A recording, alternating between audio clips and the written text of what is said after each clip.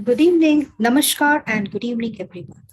I welcome you all for today's webinar on clinical updates in the management of genitourinary cancers. And for this, I would like to invite Dr. Chandragowda, who is Associate Director, Medical Oncologist, BLK Super Specialty Hospital, Delhi, for welcome and introductory note and to set the bond. Over to you, sir. Thank you. Thank you very much. Thank you, Horizon, for arranging such a great conference. It's my proud privilege to welcome you all for the 2 days. We're going to start it from today to revisit ASCO GU updates 2022. To set the ball rolling, I would like to, without wasting time, I would like to welcome Dr. Abhishek Bansal, who is a concerned Department of Radiology from Rajiv Gandhi Cancer Institute, my Ward Institute, and the respected institute to deliver a lecture on ideal investigation pathway for RCC. Dr. Abhishek Bansal, please. Thank you so much, sir. Thank you for this opportunity, and it's always a pleasure and rather a difficult task for a radiologist to be speaking in a medical oncology meeting, but I'll try to do justice. And so is my screen visible? Yes. Yes. Okay. So it's like what would be an ideal investigation pathway for a RCC, and why are we even having this discussion is because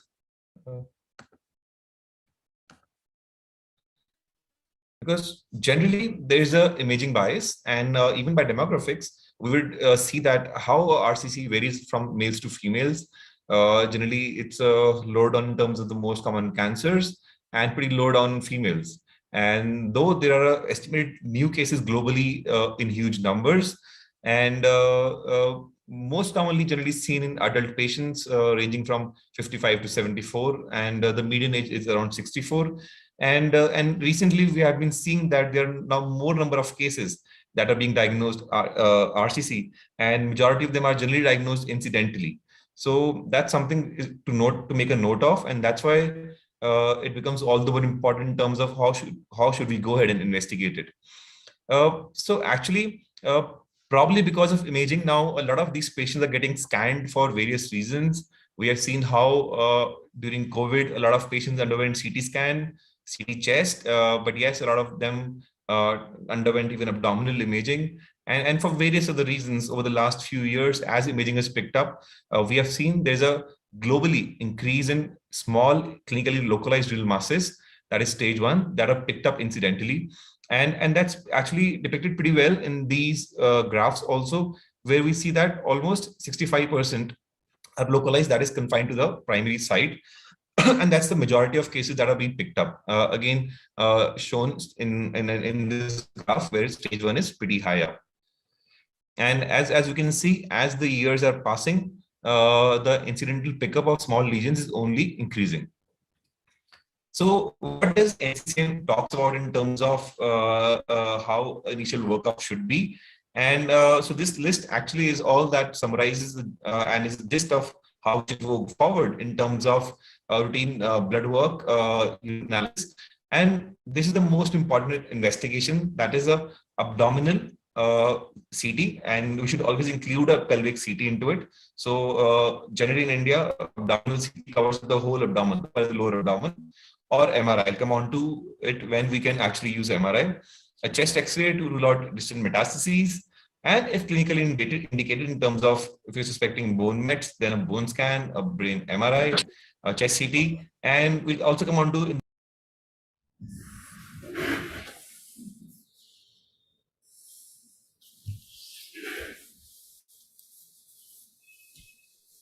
We lost the coverage, isn't it? I think Dr. Abhishek has some network issues. Okay. I think he has rejoined.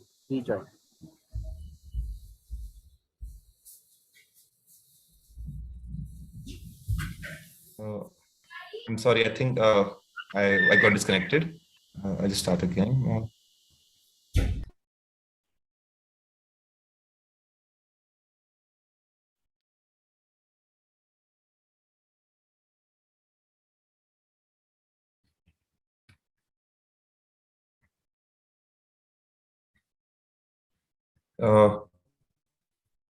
So was the slide seen? In terms of the stage migration, am I audible, sir? Yes, yes. Yes, Yes, sir. You're audible. Okay. Yeah, sorry. So I'll restart from this slide. Again, as I've told you, the small lesions are the ones that are being picked up more commonly now because of increase in the number of imaging scans that are being done. The NCCN guideline is something that highlights and gives the gist of all what we need to do for a RCC in terms of a suspicious renal mass. And apart from routine blood work, we need to do abdominal CT. We can supplement it with MRI in certain indications, a chest X-ray to look for lung metastases. Then, in terms of if you're suspecting bony mets, then a bone scan, MRI brain for the brain mets, a chest CT sometimes is indicated, and even biopsy will be indicated in a particular set of conditions. So when we talk about evaluation of a renal mass, these are the various imaging modalities that are available: a renal ultrasound, IVP that we have traditionally been studying in our PG days, and clinicians are used to it in olden days. As this contrast enhanced CT abdomen is in the middle of it, so this highlights that it's in the center of a patient with a suspected renal mass or a RCC. So this investigation is the center of what we need to do and further how we need to treat such patients. MRI abdomen can be done in cases, in certain cases. The indications, I'll come on to it shortly. Arteriography, PET scan, and biopsy, which in certain indications only. We'll start with the basic one, the renal ultrasound one. And it is kind of the first study in any suspected renal mass, and generally picks up majority of the asymptomatic renal masses also. The advantages are it is non-invasive, it is accurate and relatively inexpensive. It can differentiate pretty well amongst the solid versus cystic mass. It provides a good diagnostic information. However, it lacks in certain things, such as it's difficult to comment on extrarenal extension when it is a pretty marginal one. A renal involvement can be difficult to comment sometimes. Again, lymph nodes, if they're small and perirenal, they cannot be picked up very nicely. And again, similarly, infiltration of adjacent viscera also. So generally, a small cyst, a simple cyst in an ultrasound will look pretty anechoic, would have smooth walls, round or oval, and there would be no internal echos, and strong posterior acoustic enhancement that is characteristic of a cystic lesion. Again, a complex would be someone who would have thick walls, septations, internal septations, calcifications, and dense cyst fluid, and even a solid component within the cyst. So therefore, any real mass that is not a simple cyst by ultrasound, by strict criteria, where we are even there's an iota of doubt in terms of we feel that it's not a simple cyst, these patients should be further evaluated by a CT scan. Contrast enhanced ultrasound is something that is picking up pretty well these days. And this is one of the videos that show how a contrast enhanced ultrasound looks like in terms of a renal mass. This is the contrast enhanced image on the left, and this is a normal ultrasound on the right. So you would see just how, focus the attention toward this central hyper enhancing mass. So that's the RCC that is hyper enhancing. And vis-a-vis, this is how it looks like on a grayscale. Intravenous urogram is of generally historical value. It was used in the past for evaluation of a renal mass. However, it lacks sensitivity and specificity. And though we can pick up the distortion of collecting system or contour of kidney very nicely, but again, not routinely used in evaluation of malignancies. Rather, we generally kind of tend to use it when we're suspecting renal TB. So those are the patients in whom will still indicate intravenous urogram for further evaluation. CT scan is the workhorse in terms of, and it's the investigation of choice for diagnosing any patient of RCC. And normally we do 3 phases: a contrast, that a plain phase to be starting from, then a contrast phase, and followed by a delayed phase. Diagnosis generally are due to hyper enhancing nature of the RCCs. So at least enhancement beyond 20 Hounsfield units is something that we can say with confidence that this is a enhancing solid mass. We can differentiate very nicely between a benign and malignant mass. We can characterize a cystic lesion and even gauge the complexity of the lesion. It also adds to the metastatic workup, and it generally acts like a GPS system for a surgeon. So this is how a CT scan, multiple, we can do reformats in terms of we can do 3D VRT imaging, multi-planar imaging. And again, this coronal image shows this mass, which you can do some VRT imaging, and you can see how it is looking like here, how the renal artery is supplying into the tumor. And again, similarly, depicted another patient depicted like that, mass again, and another patient in which a lower pole kidney mass is seen. So normally we have multiple scoring systems on CT scan. They're of radiological importance in terms of renal score, Padua score, MAP score. So these are scores that are actually acronyms, and they talk about how a lesion is located but in a renal parenchyma in terms of whether it is polar, interpolar, whether it's anterior, posterior, and depending on various things, we give a score, and that actually helps the surgeon to decide what would be the best for this particular patient. CT scan is very good for detecting venous thrombosis. In this patient, you would see that this is the right kidney, this is the enhancing mass, and this is how thrombus is going into the renal vein, and it's just short of a IVC. Now, in this particular patient, the renal vein thrombus is actually, you can see, has gone into the IVC as well. And similarly, this is a MR on the rightmost, and this is, you can see again a left renal mass, renal thrombus, tumor thrombus going to the left renal vein and reaching up to the IVC. Neovascularization is something that is picked up very well on CT scan again, and these are arterial MIP images that show how the right renal artery is now supplying the tumor. All these is neovascularity. Look at the vascular nature of the tumor, how much vascular it is, and this is the draining vein through which the contrast or blood is getting washed out. So again, very nicely seen on this axial image. So this actually helps the surgeon also in terms of complexity of lesion, and at such a high hypervascularity, a lot of surgeons may want to get an additional angioembolization first before going for surgery.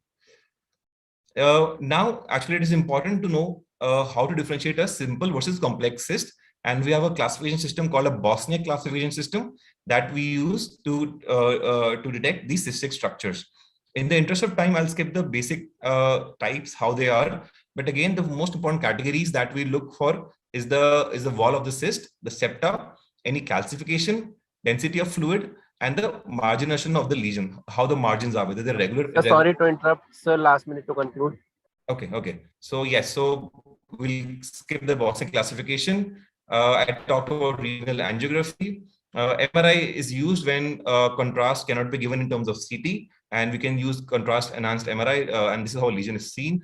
The obliteration of fat planes around the kidney is very well nicely seen on MRI. It scores over CT, and again, detection of renal vein thrombosis is pretty nicely seen with MRI. In terms of where we can use is when we want to look at the level of venous thrombosis. We look at the planes with adjacent structures, patient with CKD, chronic kidney disease, in whom a CT contrast cannot be given, and surveillance in solitary functioning kidney with borderline renal function. So that's where we can use MRI. PET is generally not currently recommended, and in terms of sensitivity, it's pretty low. Therefore, it doesn't offer any significant advantage compared to CT in terms of initial investigation. However, it adds a prognostic value that SU is beyond 8.8 is a poor prognostic factor. And it also correlates with the TKI treatment. So post-therapeutic reduction in SUV max correlates with a good PFS and overall survival. This is a kidney function nuclear medicine investigation that can be further done. I'll skip these images. Again, biopsy is generally not universally indicated. Again, has a lot of false negative results. I'll show you this final statement in terms of when we need to do a biopsy of solitary renal mass. Histological diagnosis remains a concern, and biopsy sensitivity decreases and failure rate increases as the size of mass decreases. So therefore, we have to consult the patient for a negative, false negative result as well. Subtype determination is possible in almost 93% of the patients, but IHC is necessary. Therefore, it is kind of, in terms of whenever you're doing a setting of solid renal mass, a renal mass biopsy is not required. However, for young and healthy patients who are unwilling to accept the uncertainties associated with the biopsy, or older or frail patients who will be managed conservatively independent of the biopsy findings. So these are the patients in whom we can do it. And when a mass is suspected to be a hematological, a metastatic, inflammatory, or an infectious etiological mass. I'll skip this again. In terms of the take-home message, ultrasound is a very good initial investigation which may guide further investigations. The ideal is a pre and post contrast enhanced CT and MRI when kidney functions are deranged. Patients who cannot receive IV contrast, non-contrast CT or MRI is more useful. Chest X-ray or chest CT for look for any pulmonary metastases. Bone scan to look for any bone pain or elevated ALP patients to look for any bone metastases. Brain imaging when neurological symptoms are seen to look for brain mets. PET has a limited role in the routine evaluation or staging of RCC. At present, role of biopsy is in selected cases only, and there is no role of tissue diagnosis in RCC when surgery is contemplated. Thank you.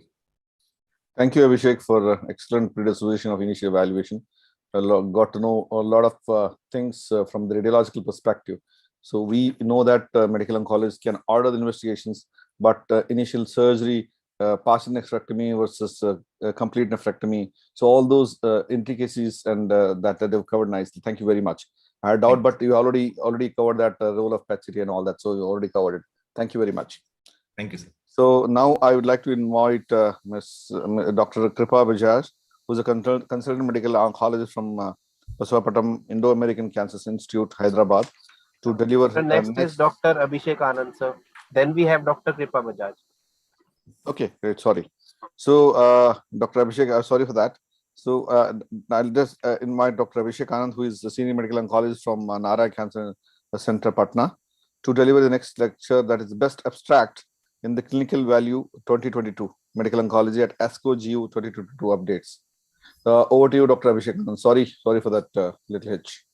Yeah, it's okay, sir. A very good evening to all of you, and thanks a lot, Dr. Chandragowda, sir. And I will be presenting the best abstract in clinical value that were presented in the recently concluded ASCO Genitourinary 2022.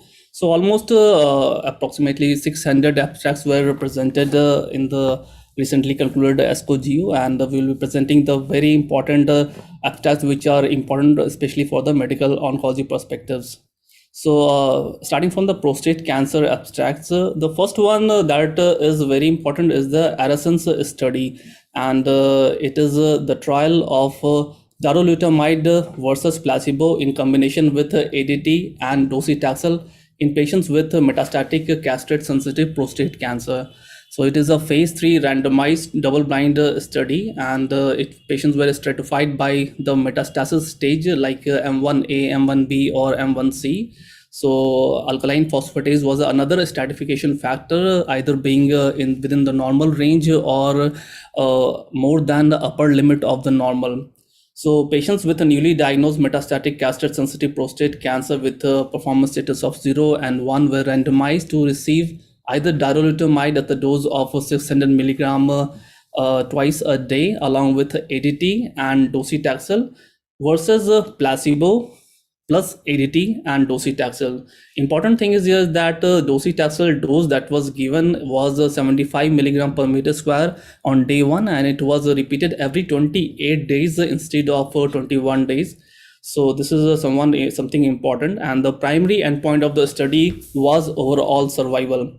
There were multiple secondary endpoints like time to CRPC, time to pain progression, symptomatic skeletal event-free survival, and others, which we shall be discussing in the later slides.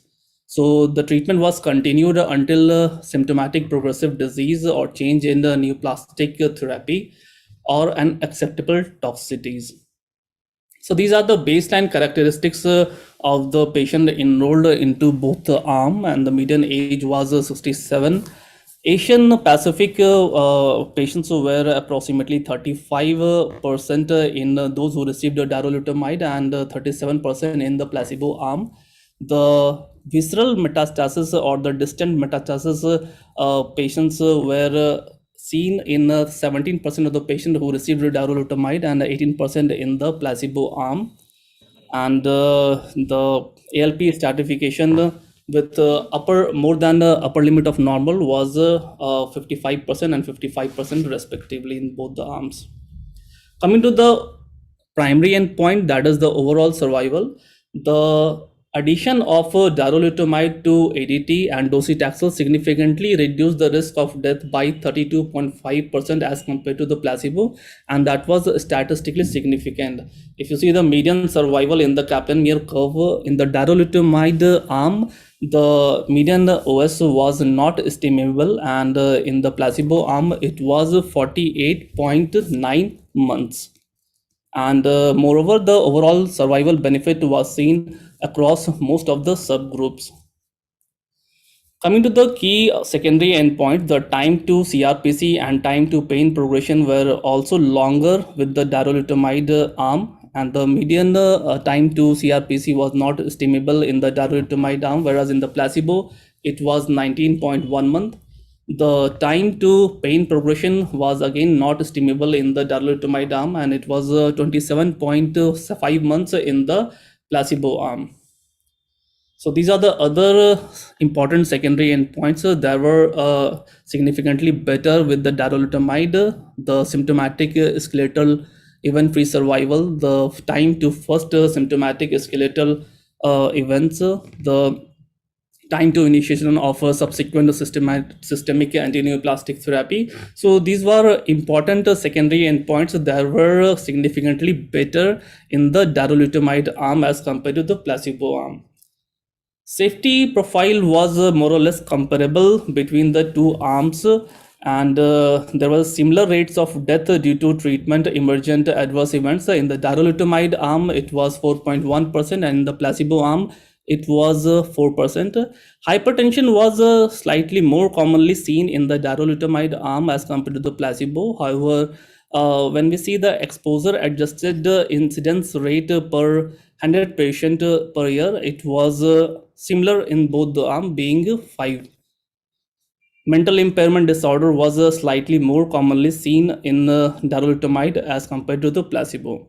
So the investigator conclusion was that addition of darolutamide to ADT plus docetaxel significantly prolonged the overall survival versus placebo plus ADT plus docetaxel in patients with metastatic castrate sensitive prostate cancer, and the median OS was not estimable in the darolutamide arm versus 48.9 month in those who received the placebo, and it was statistically significant.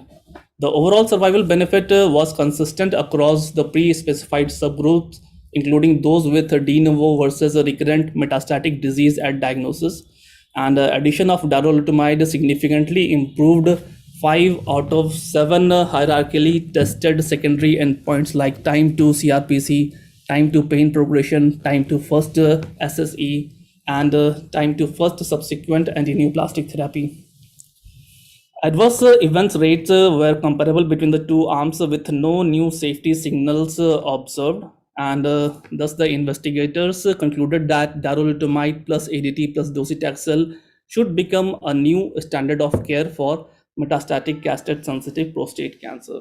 So this is one of the important trial that can be practice changing. Coming to the second study in the prostate cancer, and this abstract was of PROPEL study. This is the first line olaparib plus abiraterone versus placebo plus abiraterone in metastatic castrate-resistant prostate cancer. So this was the interim analysis of international randomized double-blind phase 3 study. Patients with metastatic CRPC without any prior therapy for CRPC group and who were ongoing on ADT. Docetaxel for hormone-sensitive patients were allowed, but no prior abiraterone was allowed, and there were no screening for HRR mutations. So patients were randomized to receive olaparib along with abiraterone, olaparib dose being 300 milligram twice a day, and abiraterone dose being standard 1 gram per day, along with prednisolone, and it was compared with placebo along with abiraterone at the dose of 1 gram per day along with prednisolone. The treatment was continued till radiographic progression or unacceptable toxicity, and the primary endpoint being the radiographic progression-free survival by the investigator, and the key secondary endpoints being overall survival, time to subsequent therapy or death, PFS2, ORR, HRR mutation prevalence that was retrospectively assessed, health-related quality of life, and of course the safety data. So these are the baseline characteristic for HRR testing, and trial enrollment was not based on the biomarkers, and the HRR genetic testings were done retrospectively using the biopsy or the blood sample at the baseline. So it was assessed using the NGS like Foundation 1 CDX for tissue and Foundation 1 liquid CDX for plasma ctDNA. And HRR mutation was defined as one or more mutation in the HRR genes as detected by either of the two NGS assay. HRR mutation status was established for 97.7% of the patients, and 27.8% of the patients enrolled in the olaparib arm were having HRR mutation, whereas in the placebo, 29% of the patient had HRR mutations.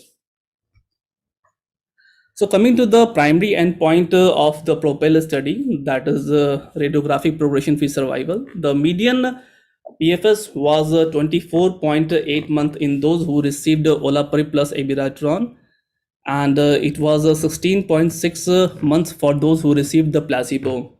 This was by investigator assessment. And if we talk about the blinded independent central review, the median PFS was 27.6 months in those who received the olaparib versus 16.4 for those who received the placebo. So both of them being statistically significant. So olaparib and abiraterone significantly reduced the risk of progression or death by 34% as per investigator assessment, and it was consistent with the 39% risk reduction as per the BICR. The radiographic PFS benefit with olaparib was seen across all the pre-specified subgroups, including both the HR mutated as well as the non-mutated subgroups. Coming to the other efficacy, so it is for OS data, it is still immature. For others, there were benefit with the olaparib like TFST and PFS2. It was not reached in both the arm. So the overall response rate was also an important secondary endpoint, and it was 58.4% for those who received the olaparib, and it was 48.1% for those who received placebo. The overall response rate thus was improved by almost 10% with addition of olaparib. Coming to the safety summary, the embolic or the cardiac thromboembolic events were slightly more commonly seen with olaparib, and as per the PARP inhibitor class side effect, the anemia, thrombocytopenia were more commonly seen with the olaparib arm as compared to the placebo. However, the incidence of new and primary malignancy and pneumonitis was balanced between the two arms, and no cases were reported of MDS or AML. Moreover, health-related quality of life as per the FACT P was comparable between the two arms over the time. So these are the most common side effects of the study. So as we can see here, the anemia, fatigue, nausea, diarrhea, constipation, GI symptoms, all these were more commonly seen in the olaparib arm as compared to the placebo plus abiraterone arm. My So apologies, sir. You are left with just 3 minutes to conclude your presentation. So I was supposed to give a talk for 20 minutes, I think. So by 6:40 to 7. Okay, so but it started only at 6:47. Anyways, Take I your will time. Good, Take your time. good. Take your Yeah, time. Take your yeah, time. go ahead. So the investigative conclusion, addition of olaparib to first-line abiraterone significantly prolonged the radiographic PFS versus placebo plus abiraterone in patients with metastatic castration prostate cancer, and these are the results as we saw in the previous slide. So the investigators concluded that olaparib along with abiraterone is the first combination regime to demonstrate a clinical benefit in the first-line metastatic CRPC regardless of HRR mutation status. That is very important. So coming to the third important abstract that was presented is the magnitude study, and it is the first line niraparib plus abiraterone acetate and prednisolone in metastatic CRPC. So there were two cohort and the patients were pre-screened for HRR biomarker status. So cohort 1 was having HRR biomarker positive patients, and in the cohort 2 it was biomarker negative, that is HR biomarker negative patients, and both the cohort were randomized 1:1 like into the niraparib versus placebo, And this was for the patients with metastatic CRPC without any prior systemic therapy, no prior PARP inhibitor, and prior abiraterone was permitted for metastatic CRPC if less than 4 months. And the primary endpoint of this trial was radiographic PFS by central review, and the secondary endpoint being overall survival, time to symptomatic progression, time to cytotoxic chemotherapy. So these are the HRR gene testing which was done, and in the second cohort was enrollment was stopped because of added toxicity and no added efficacy in the interim analysis. So these are the baseline characteristics of the two different cohort, and it was perfectly matched almost. Coming to the primary endpoint, the median PFS was significantly better in those who received niraparib along with abiraterone versus those who received placebo plus abiraterone. It was better according to the BRCA1 and 2 mutated patients subgroup, as well as for those who had all HR biomarker positive patients. It was better for those who received niraparib. So primary endpoint was met with the risk of progression or death significantly reduced by 47% in BRCA1-2 mutated subgroup and by 27% in all HRR biomarker positive patients. And the radiographic PFS benefit was consistent across all the pre-specified subgroup of HR biomarker positive cohort. So these are the secondary endpoint. I will not go into details. Adverse events were most frequently leading to dose reduction was anemia and thrombocytopenia. However, it was well tolerated. So the conclusion of the study was that this finding support the use of niraparib along with abiraterone as the first line treatment option for patients with metastatic castrate-resistant prostate cancer having a HRR gene alteration. So this underscores the need for test of HR gene alteration in this patient population, where we can choose the PARP inhibitor more wisely. Coming to the urothelial cancer, the important abstract that was presented is Atlantis study, and it is the maintenance rucaparib after platinum-based chemotherapy in metastatic urothelial carcinoma with DNA repair deficiency. So this is the final analysis of rucaparib comparison arm in ongoing adaptive multi-comparison phase 2 Atlantis trial, and a patient with advanced urothelial carcinoma with a biomarker positive for DRD. This is important. The DRD testing was done before enrollment. So only the positive patients were enrolled into the study and randomized to receive either rucaparib or placebo, with the primary endpoint being progression-free survival. So this is the DRD testing criteria. So I will again not go into the details. So there are more than 10% genome-wide loss of heterozygosity and alteration in 15 genes. So any of these two were labeled as a DRD positive patients. So these are the baseline characteristics which were equally matched. Coming to the efficacy of this study. So the PFS, that is the primary endpoint, the median PFS was 35.3 weeks in the rucaparib arm, and it was 15.1 weeks in the placebo arm. So although there was numerical improvement in the PFS with maintenance rucaparib versus placebo, but it did not lead to statistical significance, even though the magnitude was quite high. So the conclusion of the study was that the results support further study of PARP inhibition therapy in biomarker selected patients with urothelial carcinoma. So this is a trophy urothelial 01 study. This is the second important abstract that was presented of sacituzumab govitecan plus pembrolizumab in metastatic urothelial carcinoma after platinum-based therapy. This is cohort 3 of a multi-cohort phase 2 trial, and in this cohort 3, adults with metastatic urothelial carcinoma progression after platinum-based therapy was enrolled, and they received sacituzumab govitecan at a dose of 10 milligram per kg on day 1 and day 8, with pembrolizumab with a dose of 200 milligram IV on day 1, and the cycle was repeated every 21 days until progressive disease or unacceptable toxicities.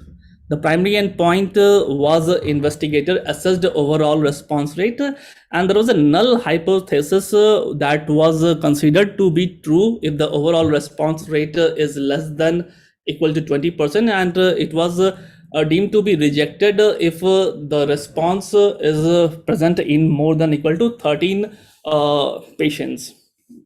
So these are the baseline characteristics. Coming to the results, it is important to see that overall response rate was seen in 14 patients, that is 34%, and thus the study met its primary objective with more than 13 response, with an overall response rate of 34%. And in this waterfall plot, you can see that the tumor shrinkage was observed in most of the patient, that is equivalent to 63% of all the patients. This is the safety profile of the combination.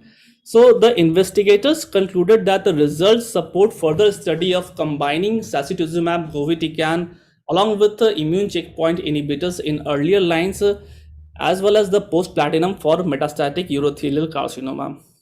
So coming to the last abstract, which is the keynote 564 updated analysis, and it is the trial of adjuvant pembrolizumab versus placebo in the clear cell renal cell carcinoma, and the updated analysis was presented as an abstract in the ASCO GU 2022.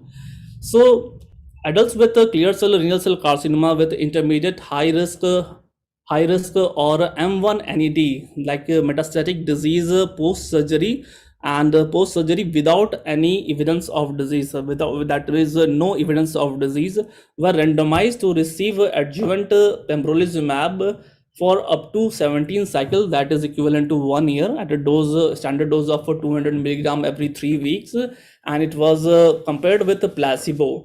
The primary endpoint being investigated assessed disease-free survival, and it is important to know that primary endpoint was also met in the interim analysis.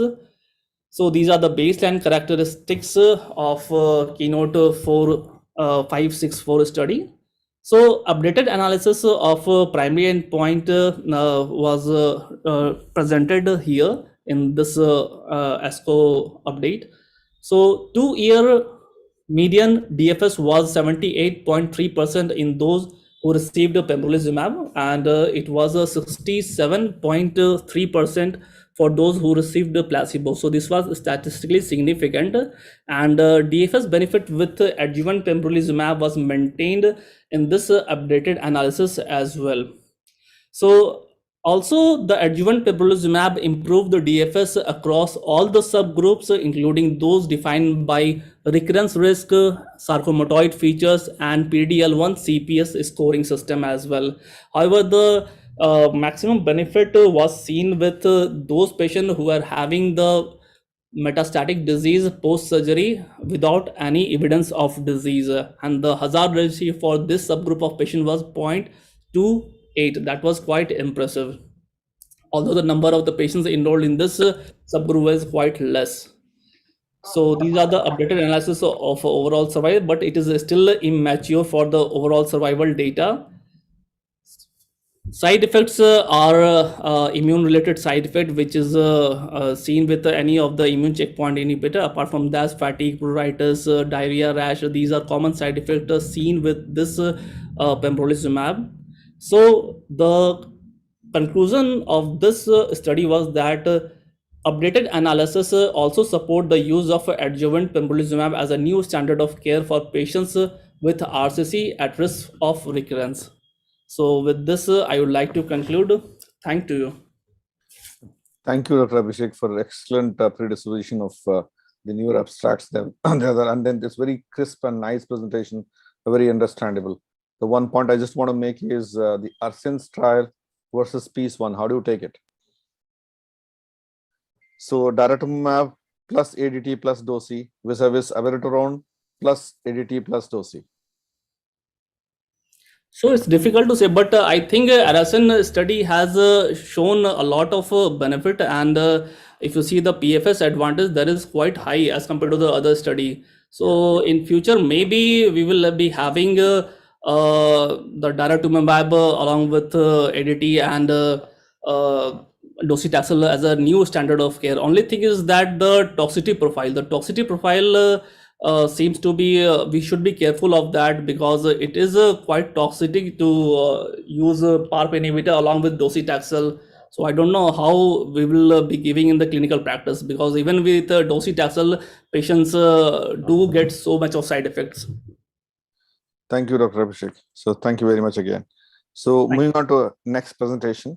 So that is from Dr. Kripa Bajaj, who is a consultant medical oncologist from American Cancer Hospital Research Center, Hyderabad, to deliver a talk on ideal sequencing and evolving a strategy in RCC in the first line. So over to you, Dr. Kripa. Thank you, Dr. Chandrakoda, for giving me this opportunity to talk. Can I share my screen? Yes, ma'am. Is the screen visible? Hello? Yes, ma'am. Yes, ma'am. Your screen is visible. You just have to go full screen.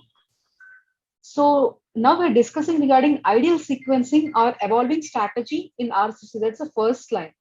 So there is quite an evolution in the RCC from the cytokine era to TK era to immunotherapy era, later the combination era. So the combination is not just IVO. The recent onset blockbuster combination is TK plus IVO. Today we are going to discuss regarding the outcomes. So the treatment of RCC at the very beginning started with the famous interleukin-2 trial, and we understood it's a very immunogenic tumor and will respond very well to interleukins. Later, for the VEGF inhibition, the patients used to get treated with the sorafenib, later sunitinib, and later everolimus, cazopanib. We have seen the evolution of quite a few TKS. Now, the recent lenvatinib, cabozantinib, and axitinib, we know how efficient they are, and they are multi-kinase inhibitors rather. So IVO combinations as first line. If you see this, the treatment just got evolved from the TK to TK, and later to IVO plus IVO, and later to it is IVO plus TK. So when I was a student, IVO plus TK was just talked about, and it's always about PFS, but not about the OS was there.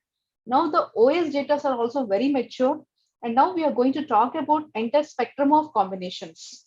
So IVO is combination, IVO plus IVO, ipilimumab plus nivolumab. This combination was very famous in the inception, and it's very famous and very talked about for the CRs it provided, like 8 CRs was there in the Checkmate 214 trial. So at the inception, the IVO plus IVO was a very good combination and suggested to many people, but the toxicities are far apart. So later came the combination of IVO plus TK with a different mechanism of action. So we all know pembro axitinib, many of us using axitinib plus pembrolizumab quite a bit, and later nivolumab cabozantinib and pembrolizumab lenvatinib and evolumab axitinib. So if you look at the Checkmate 214 trial, it's a phase 3 trial of nivolumab plus ipilimumab versus sunitinib in treatment naive RCC. So at the beginning, we used to few years before the risk stratification, good risk, poor risk, intermediate risk likewise. So good risk and intermediate risk, we used to offer sunitinib. And later, like the poor risk column, we used to offer IVO, and it got changed drastically. This is the Checkmate 214. The intention treat population, risk population, with the favorable risk population. This was the right side graph was talked about. So in the favorable risk population, the sunitinib versus IVO combination, not much difference was there. Only little bit difference is there. So in the favorable risk, we used to offer sunitinib, and if in unfavorable, we used to offer combination of IVO plus IVO. So the 48 months PFS was seen, and later the ITT IP favorable risk population was seen. Not much difference is there, but the PFS was like less with the nivo plus EP compared to the sunitinib. So this was a pointed out thing that the sunitinib worked better in a favorable risk population than the IVO plus IVO. And I'll again discuss regarding the Checkmate 214 CRs and everything later in the other slide. So next one is Keynote 426 pembrolizumab plus axitinib. There's an update analysis. The overall response rate was 60.4% versus 39.6. Again, it is pembro plus axitinib was compared with the sunitinib. One discussion was why not pembro plus axitinib versus axitinib. This was the discussion then, why not axitinib when why the combination was tested against sunitinib again. But the reason explanation was given was the sunitinib was then standard. But across the follow-up, you see a drastic difference between the combination of IVO plus TK, that's pembro plus axitinib versus sunitinib. The responses rate were quite high. The CR rates were also quite high. 10% versus 3.5 is almost triple. CRs got noted. The longest follow-up of checkpoint inhibitor combined with the VEGF and VEGFR inhibitor of a first-line clear cell RCC is the Keynote 426. If you see the hazard ratio and the p-value is 0.001, which is seen in very few trials. So later, the checkmate 9ER, that's nivolumab plus cabozantinib combination. Again, it was tested against sunitinib, but not cabozantinib. So these two trials, Keynote 426 as well as this thing, tested against sunitinib, which was the standard in good risk population and unaffordable poor risk population. Again, if you see, the cabozantinib plus nivolumab scored very well across the follow-up. So this is the one, be it a favorable risk, be it an intermediate risk, be it a poor risk, everywhere the combination worked very well. It was there was a consistent outcomes in intensive population. Efficacy benefits with nivo plus cabozantinib was observed, regardless of the IMDC risk status, organ site of metastasis, or extent of tumor burden at baseline. If you see, be it a liver disease, be it a bone disease, be it a lung disease, the combination people, they did really well, almost like double and triple responses were noted. The oral response was double and triple. So cabozantinib versus this combination was a cabozantinib. I'm really interested to see. So it would be better trial than the combination against the sunitinib. And next comes the clear trial, and this is a very good trial. If you see, 3 arms are there: lenvatinib plus pembrolizumab against len plus everolimus and against sunitinib. If you see, lenvatinib plus pembrolizumab consistently did across the follow. It's almost, compared to sunitinib, it's almost 3 times benefit got noted in the PFS. And len plus everolimus scored better than the sunitinib. The overall survival, if you again see sunitinib, there is a flattening of the curve is there, and len plus everolimus is down the lane. It's the curve got flattened down the lane, but the sunitinib, the patients did, whoever did well on that, they did well. And len plus pembro down the lane got the curve got dipped. The survival property got dipped. If you compare the 4 regimes, that's a checkmate 214, Keynote 426, 426, checkmate 9ER, and clear. The CRs were quite high in clear trial. That is 16% was noted. And the nivolumab, IFI plus nivolumab, checkmate 214, the most talked about was the CRs at the time. That's 11. And the response was consistent, and it was like maintained with a long follow-up in checkmate 214. Maybe clear data, if we follow later, we'll see what are the exact results. So checkmate 214, Keynote 426, 9ER, and clear cell, they're comparable as per the prior nephrectomies. It's almost like equal. It is almost equal except the checkmate 9ER, and the overall response rates and everything is like drastically different. If you see ORR checkmate 214, it is 39. For the same reason, they used to say when the burden of disease is very high, no, IVO plus IVO is not preferred, but TK plus IVO is preferred, or TK alone is also preferred. So when burden of disease is very high, definitely TK plus immunotherapy, but not immunotherapy alone, because they want a significant responses like very fast. If you see the responses here, it's 60%, 56%, 71%. If you see here, 39, there's a stark dip is there. But PFS and all, the patients who got followed, who got responded, they got a decent response after follow. But the numbers and figures are good in the clear trial. Len plus pembrolizumab, the numbers are good. Be it OS, be it a PFS, be it a oral response, CRs, everything, like the numbers are really good in clear trial. So how to choose the first line therapy? IO plus TK, IO. So what are the pros of using combination of TK plus IO? Generally consistent effect across all IMDC groups. Initially I have shown checkmate 214. Sunitinib, it has scored well in the favorable risk, but not in the poor risk. So if you use the IVO plus IVO on the favorable risk, you're not going to get a good benefit. But if you see the response of TK plus immunotherapy, the response is consistent across all the groups. When the significant tumor burden is there, the reduction will be reflected in the high oral response rate and long PFS. The toxicities, as it was like mentioned, it is pretty much manageable. It's not so toxic. My apologies, ma'am. You are left with 1 minute to conclude. Sure, the sure. presentation. I'll wind up. Thank you. So durability of response is like we should have a long-term follow-up data to see it. And the IO plus IO, the CRs are very high. The durability of response is very high.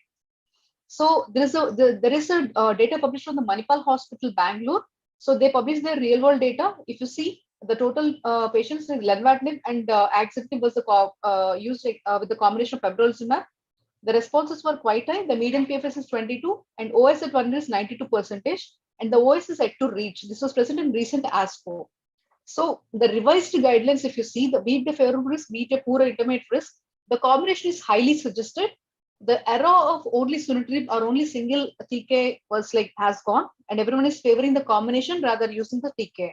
So whenever a patient is affordable, then we can offer sunitinib or cabozantinib. Also, cabozantinib trial is there. So in that patients, we can offer that one. I thank you for the patient hearing. I'm happy to take any questions. Thank you, Krupa, for an excellent presentation. And we covered all the topics, including the load of the disease, how to choose, and your perspective. Very nicely done. I think we have, for want of time, we'll move forward. And there's a debate going on, so probably then also we'll take out those issues. Thank you. Thank you. Thank you again. Thank you, sir. Thank you.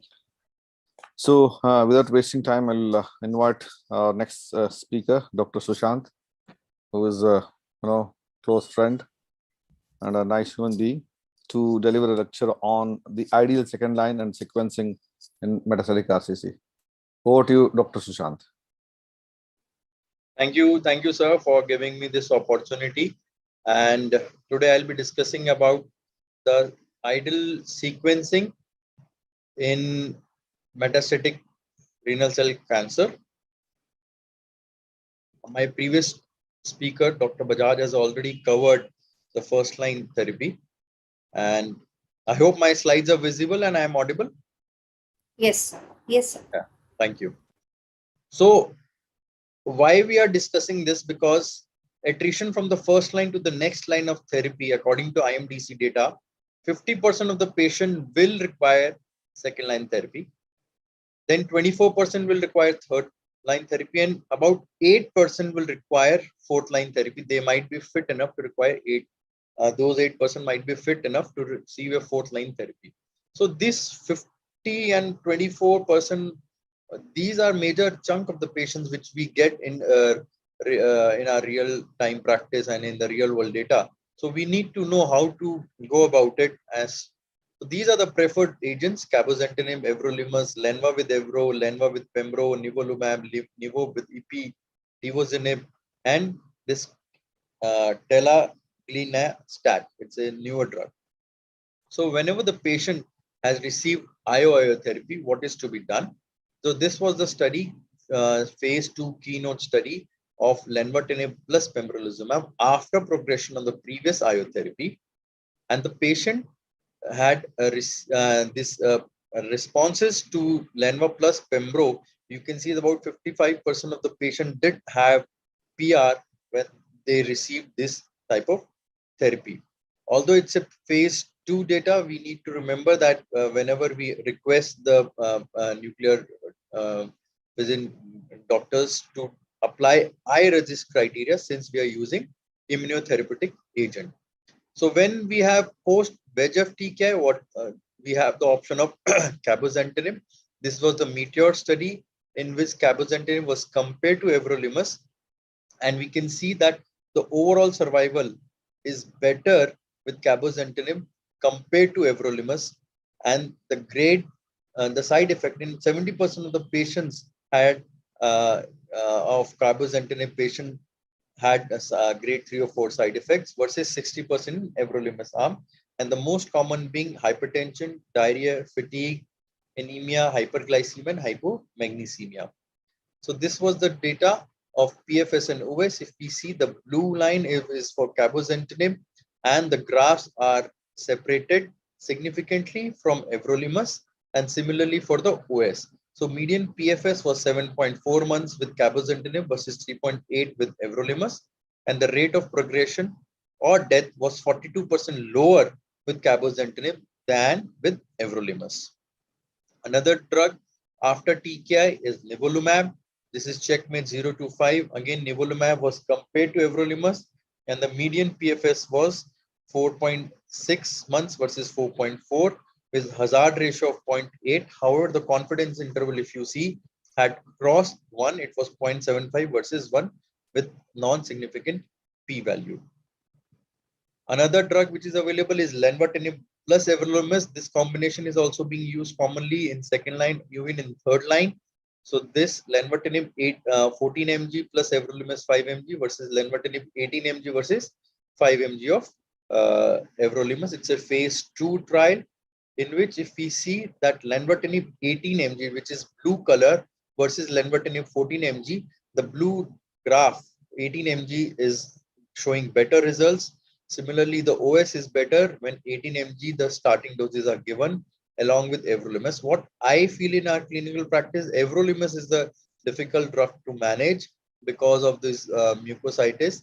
Lenvatinib does have its own side effects, class effects of hypertension and weakness and fatigue, but the everolimus I think is the rate limiting drug which has to be managed tactfully. Another drug is tivozanib. It's a phase 3 trial of tivozanib versus sorafenib in advanced RCC after PD-1 or PD-L1 inhibitors and TKI therapy. It was an open label study. Tivozanib 1.5 mg per OD once daily, 3 weeks on, 1 week off, compared to sorafenib 400 mg every day. And again, the blue graph is of the tivozanib, and it's showing that hazard ratio is 0.73 with confidence interval being less than 1 and p-value of 0.16. So that's why it has been now included in the NCCN guidelines as shown by the previous speaker also. The overall best response was, as expected, is PR in about 31%, in about 18% of the patients versus 8% of sorafenib. The median duration of responses has not been reached for this drug. However, with sorafenib, it is 5.7. Another drug is glutaminase inhibition with tel-agglinestat in RCC. So in preclinical study, the combination of this drug along with the signal transduction inhibitor everolimus has shown it inhibits the glucose and glutamine pathways, has synergistic anti-proliferative activity, and enhanced anti-tumor activity. So this drug in the Entrata trial showed that when combined with everolimus, it has shown a median PFS of 3.8 versus 1.9 when alone everolimus was used with hazard ratio of 0.64. This drug has also been combined with cabozantinib. However, with cabozantinib, it did not meet its primary endpoint. We can see the graphs are almost overlapping each other, and there was not much of a benefit of adding this drug along with cabozantinib. Another drug is belzutifan. It's a HIF-2 alpha inhibitor. As we know, HIF-2 is one of the pathways because of which the cancer cells progresses. So when this drug belzutifan 120 mg orally once a day is given, we can see where the waterfall graph 64% of the patient had experienced a tumor shrinkage. Another therapy is CAR T cell therapy in RCC. It's just in phase 1 trial and still under experimental arm. So how to chart the way out? So ideal endpoints in metastatic disease, we need overall survival. We need to add years to the life. However, we need a good quality of life also. That's why we need to add life to those years. We need to take care of the quality of life, definitely. So selecting the salvage therapy for patient with high volume and rapidly progressive disease on prior VEGF, cabozantinib versus everolimus, it has shown that cabozantinib is beneficial. Lenva plus everolimus versus everolimus alone, again, Lenva has shown a benefit. And nivolumab with everolimus, down the line, it shows benefit. This trial data had not shown much of a benefit. The confidence interval was again crossing the 1. So sequencing, if one has given IO in the initial therapy, nivo plus EP, then second line is cabozantinib. And if patient progresses on that, then lenva plus everolimus followed by axitinib or tivozantinib or axitinib alone where lenvatinib is not available. Although it shows that everolimus single agent can be used, but I don't think any of the trials have shown much of a benefit of using single agent everolimus. Sequencing, if we have used for initially TKI, then we can use IO therapy, IO or axitinib with pembrolizumab. If the patient progresses, then lenva with everolimus or axitinib. And then in the third line, we can use axitinib with tivozantinib or everolimus. And again, in sequencing, if we see, if we have used initially lenva plus pembro, then cabozantinib, followed by ipilimumab plus nivolumab, followed by axitinib. So all this data shows that if you have used A therapy, then you can use B followed by C. If you have used B initially, then A followed by C. So what we need to various thoughts, as I am telling you, EP plus nivo followed by nivo if has progression, then add EP again, add TKI, only TKI. VEGF post IO are active as per data post first line. There are no randomized trial. Lenva plus everolimus hazard ratio of 1.14 in the clear trial. It had shown that sunitinib is better. Stoppage of IO followed by TKI to remember long half-life of IO. So the clinical dilemma, what we face in the OPD is that what is the performance status, what is the general condition of the patient, what is the volume of disease, how much symptomatic is he, what was the tolerance to the first line, durability of the therapy, how long the patient tolerated or continued or benefited from the previous therapy, mode of administration, patient doesn't want to come regularly now, he is fed up of coming, so oral therapy compliance may be better. Financial toxicity is definitely one of the factors, and absence of any biomarkers. We are not sure which drug is going to help him doing better responses. So absence of biomarkers is one of the factors which we neglect, but in the back of the mind, we know that we don't have any biomarkers to decide on the therapy. So with this, thank you so much, and I handle back to the organizers. Thank you, Sushant. And that was a very nice presentation. And having covered the first line and second line and the very nice lucid presentations, because we want to try again, I'll just move on to the next one, a mother of all, that is debate. So to start the proceedings, I will invite Dr. Chandrakant, who is a consultant medical oncologist from Narayan Super Specialty Hospital, Kolkata, and Dr. Nandini Menon, who is an assistant professor, medical oncology from Tata Memorial, Mumbai. And for cabozantinib, this is actually in a patient who are not fit or not affordable for immunotherapy. To speak for cabozantinib, the first one to start the podium is Dr. Chandrakant, and followed by Dr. Nandini. Over to you, Dr. Chandrakant. Good evening, sir, and thanks for the invite. Sir, I had shared the slides. Can I ask them to share the slides from their end? Yeah, sure. Anyone can share the slides?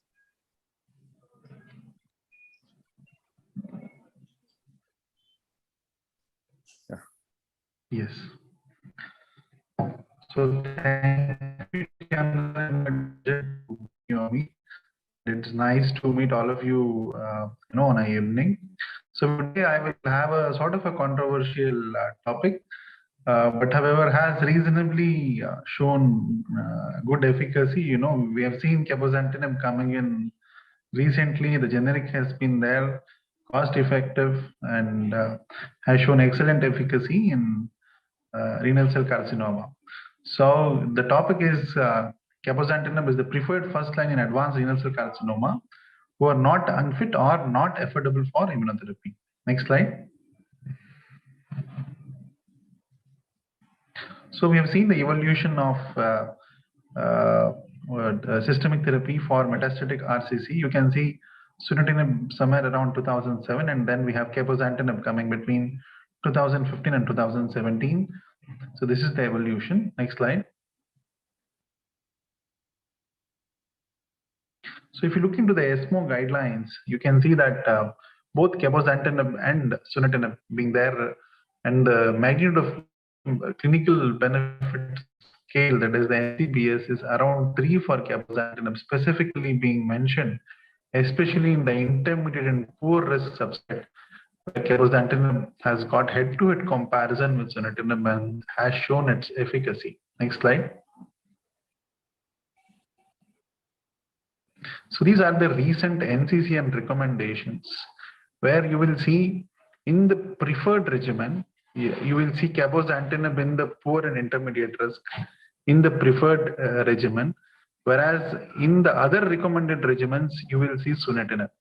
So sunitinib is no longer a preferred regimen either in a good risk or in a poorer intermediate risk. However, cabozantinib still finds its place even in the presence of immunotherapy competitors. Cabozantinib is still a preferred agent in the poor and intermediate risk subset. So this again signifies that cabozantinib has got its place. Okay, next slide. The representation of the similar thing has been there in this slide, where cabozantinib has got its place even in the IO era or IO-TK or IO era. It still has its place in the subset of poor and intermediate risk metastatic RCC. Next slide. So these are the ESMO guidelines and the ESMO recommendations from different physicians, the decision-making analysis among experts in the field of medical oncology, representing 11 centers in various parts of Europe. And you can see that the number of centers that prescribe cabozantinib in the intermediate risk and in the poor risk is substantially higher than sunitinib or pazopanib. So again, this is one more data or an indirect evidence where a greater number of institutes or experts prefer cabozantinib over sunitinib or pazopanib in the intermediate and poor risk subset. Next slide. Next slide. So this is the cabozantinib trial, the trial that has head-to-head comparison of cabozantinib and sunitinib in first-line treatment. And you can see the dosing of 60 milligram versus 50 milligram sunitinib. Next slide. The primary endpoint was PFS, and you can see the study met its primary endpoint with a hazard ratio of 0.48, and the hazard ratio well within unity with a good p-value. And you can see that all the subsets, in the intermediate and poor risk, bone-only disease, MET positive disease, all have benefited cabozantinib over sunitinib. Next slide. So again, the overall survival, even though not statistically significant, numerically it is 26.6 versus 21.2, and the response rates, it's almost triple, 33 versus 12%. So better responses, better overall survival. However, the overall survival cannot be commented where you have subsequent therapies as immunotherapies and they cannot be matched. So that's the reason probably. But if you look into the PFS response rates and also the numerical overall survival, definitely cabozantinib scores over sunitinib. Next slide. So these are the toxicities. Even though the cabozantinib is a wide pan TKI sort of an inhibitor, even then the toxicity is almost comparable to sunitinib. Next slide. So this is the network meta-analysis to include cabozantinib in comparison to standard care first-line treatment for metastatic RCC. Next slide. So if you look into the meta-analysis, PFS was significantly increased for cabozantinib when compared to all treatments in intermediate and poor risk subsets. You can see whether you take sunitinib or sorafenib or interferon or bevacizumab, for all comparators, cabozantinib has performed better and it favors cabozantinib, whether it is intermediate or poor risk. Next slide. So this is the overall survival of first-line treatments, and you can see even the overall survival is nominally in favor of cabozantinib in the intermediate and poor risk categories. Next slide. So this is cabozantinib in non-clear cell RCC. Again, the retrospective study, again the evidence suggests that cabozantinib does better even in the non-clear cell subset. Next slide. So this is cabozantinib in patients, with papillary RCC head-to-head comparison. Well, you can see here cabozantinib again does superior to sunitinib or other drugs. So the progression-free survival is impressive, and the overall response rate was 23% versus 4% with sunitinib, again signifying the fact that in a chromophobe or a papillary RCC, the non-clear cell RCC, cabo does better than sunitinib. Next slide. So these are the response rates across. You can see the impressive response rates and progression-free survival. Next slide, of different trials. So, well, cabozantinib has a mechanism of action that is both anti-angiogenic. It inhibits multiple tyrosine kinases, excellent efficacy and poor intermediate risk with a tolerable side safety profile. Next slide. So the takeaways are cabozantinib is a TKI with a promising first-line treatment especially in the intermediate and poor risk, and cabozantinib trial has had head-to-head comparison with sunitinib with a superior PFS and a better response rate. It has been a positive trial. It has a manageable toxicity profile. The network meta-analysis again suggesting cabozantinib being superior to sunitinib in intermediate and poor risk. The ESMO MCBS score is better with cabozantinib, and the NCCN guideline still gives cabozantinib as a preferred option in the intermediate poor risk, and cabozantinib also finds a place in the good risk patient as other preferred regimens. So with this, I would conclude my talk, and it'll be interesting to listen to Dr. Nandini's talk. Thank you. Over to you, Dr. Nandini.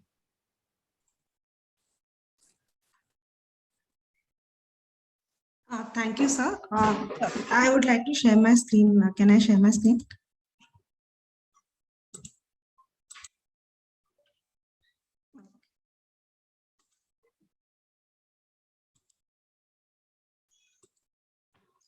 So are the slides visible, sir? Am I audible? Yes. Good evening, everyone. At the outset, I would like to thank the organizers for giving me this opportunity for this debate. And this is a very controversial and interesting debate that we are having today on the role of first-line agents in patients who can't afford immunotherapy. So today, I'll be debating for sunitinib as the preferred line, first-line option in patients with the RCC who cannot afford or are unfit for immunotherapy. So we know that how it was discussed in the session before this, that there is a paradigm shift in the treatment of advanced RCC with the advent of immune checkpoint inhibitors, and the whole treatment scenario has changed completely in the past 2 years. And now the treatment of choice in an ideal world scenario is a combination of immunotherapy, that is immune checkpoint inhibitors, with either a TKI or another IO, that is ipilimumab, depending on the risk stratification of the patient. And this is considered amongst all guidelines and recommendations the standard of care. However, we all know that the ideal scenario is not what happens in reality, not just in our country, but many other low and middle income countries around the world. And today's debate is going to focus on what is the option or the best alternative in the real world setting if we have no access to immunotherapy. There are two aspects to not being able to receive immunotherapy. One is if the patient is unfit due to any autoimmune disease, where we suspect that the addition of immunotherapy might lead to significant complications. And the other and the more common what we encounter in our day-to-day practice is lack of access, mostly because of financial affordability for these immune checkpoint inhibitors, which is a huge burden on the patient. And recently, a month back, this was an editorial published in the Annals of Oncology, which discussed about improving access to immunotherapy in lower middle income countries. And all of us in our day-to-day practice, we realize the challenges with the use of immunotherapy. And there are multiple efforts, including that at our center, to improve access by different scheduling, dosing. So this is a real challenge, and RCC is one disease where immunotherapy has led to a significant improvement in survival outcomes, both progression-free and overall survival. So moving on, in a setting where we don't have the ideal what is the best option. Dr. Chandrakant debated for cabozantinib. I will be debating for sunitinib in the first line setting. And starting off, sunitinib is an anti-VEGF inhibitor which predominantly inhibits the VEGFR2 and PDGFR. The pivotal trial that established sunitinib as a standard of care in another era where there were only cytokine therapies and no TKIs was published in 2007 by Motzer and NEJM. And these were the preliminary phase 2 trials which evaluated sunitinib in various settings, that is in those who progressed on the interleukin or interferon and those who were treatment naive. And this is the pivotal trial that established sunitinib as the standard of care at that time, where it showed a significant improvement in the progression-free survival over interferon alpha with a significant around a 68% reduction in the risk of death. And also improved the overall survival. There was a significant improvement in the response rate, which was more than 5 times that of interferon, and significant improvement in quality of life. We know that interferon caused a lot of flu-like symptoms, myalgia, body pain. Patients would have quite a poor quality of life. And even though sunitinib, as we know now, has its own side effects and impact on quality of life, it fared better than interferon alpha. And that is how it became the standard of care at that time. This is a subgroup analysis of the study which showed improvement in all subgroups, irrespective of age, gender, and other parameters which were used for risk stratification in the MSKCC risk stratification criteria, that is the calcium, hemoglobin, time since diagnosis, and LDH. And these are some of these sunitinib trials that have come after the pivotal trial, including trials which have compared other TKIs such as pazopanib with sunitinib to look for non-inferiority. And here we can see that sunitinib has definitely had a better outcome as compared to interferon alpha, and was then one of the standard of care. Because sunitinib was a standard of care, it has been in the current era used as a reference arm or the standard arm in multiple trials evaluating newer therapies, including the trial which evaluated cabozantinib in the first line setting. And these are the new trials which evaluated the combination of immunotherapy with TKI or IO. And you can see that if you look at the progression-free survival here, that it ranged between 5 months to 11 months and was an average of 8 to 9 months with sunitinib, and an overall survival from 20 to 35 months. And these are the dose interruptions and dose reductions. What I wanted to basically highlight here is, since it was discussed about the cabozantinib trial and the role of cabozantinib in the first line setting instead of sunitinib, this study was a phase 2 study, and here the PFS of the patients who received sunitinib was unusually low, and I will discuss this in the subsequent discussion. And just as a reference, all these studies use sunitinib as a standard of care when comparing new drugs. So we know that sunitinib set a benchmark for treatment of RCC in the first line setting prior to the advent of immunotherapy. So again, this is a slide which shows various trials which use sunitinib as a reference. Another point in favor of sunitinib is that it's an extensively studied drug. There are multiple trials, not just the ones which establish it as standard of care, but the ones which use it as a comparator, as a standard arm. And there are also studies which specifically looked at tolerance and patient preference and quality of life in sunitinib. And we have good experience with randomized data on various ways to the tolerance and the quality of life of sunitinib. One trial important that showed us the issues with sunitinib was PICES, which showed patient preferences when they alternated between sunitinib and pazopanib. Having said this, this I just put to highlight the fact that all of us have had experience with this drug. We are well versed with the side effects and how it impacts quality of life, and most medical oncologists will be able to tackle the toxicities of sunitinib in this setting. So this is the PICES study and the preference of patients. Other than just the randomized trials which were conducted mostly in the Western world, there are multiple studies in various countries, including low-income and middle-income countries, which showed the benefit of sunitinib. And also one of the larger real-world studies that were there, it showed an expanded access study in 4,000 patients, and there was again a response rate and a median PFS which was 9.4, and which was comparable to what was seen in well-controlled clinical trials.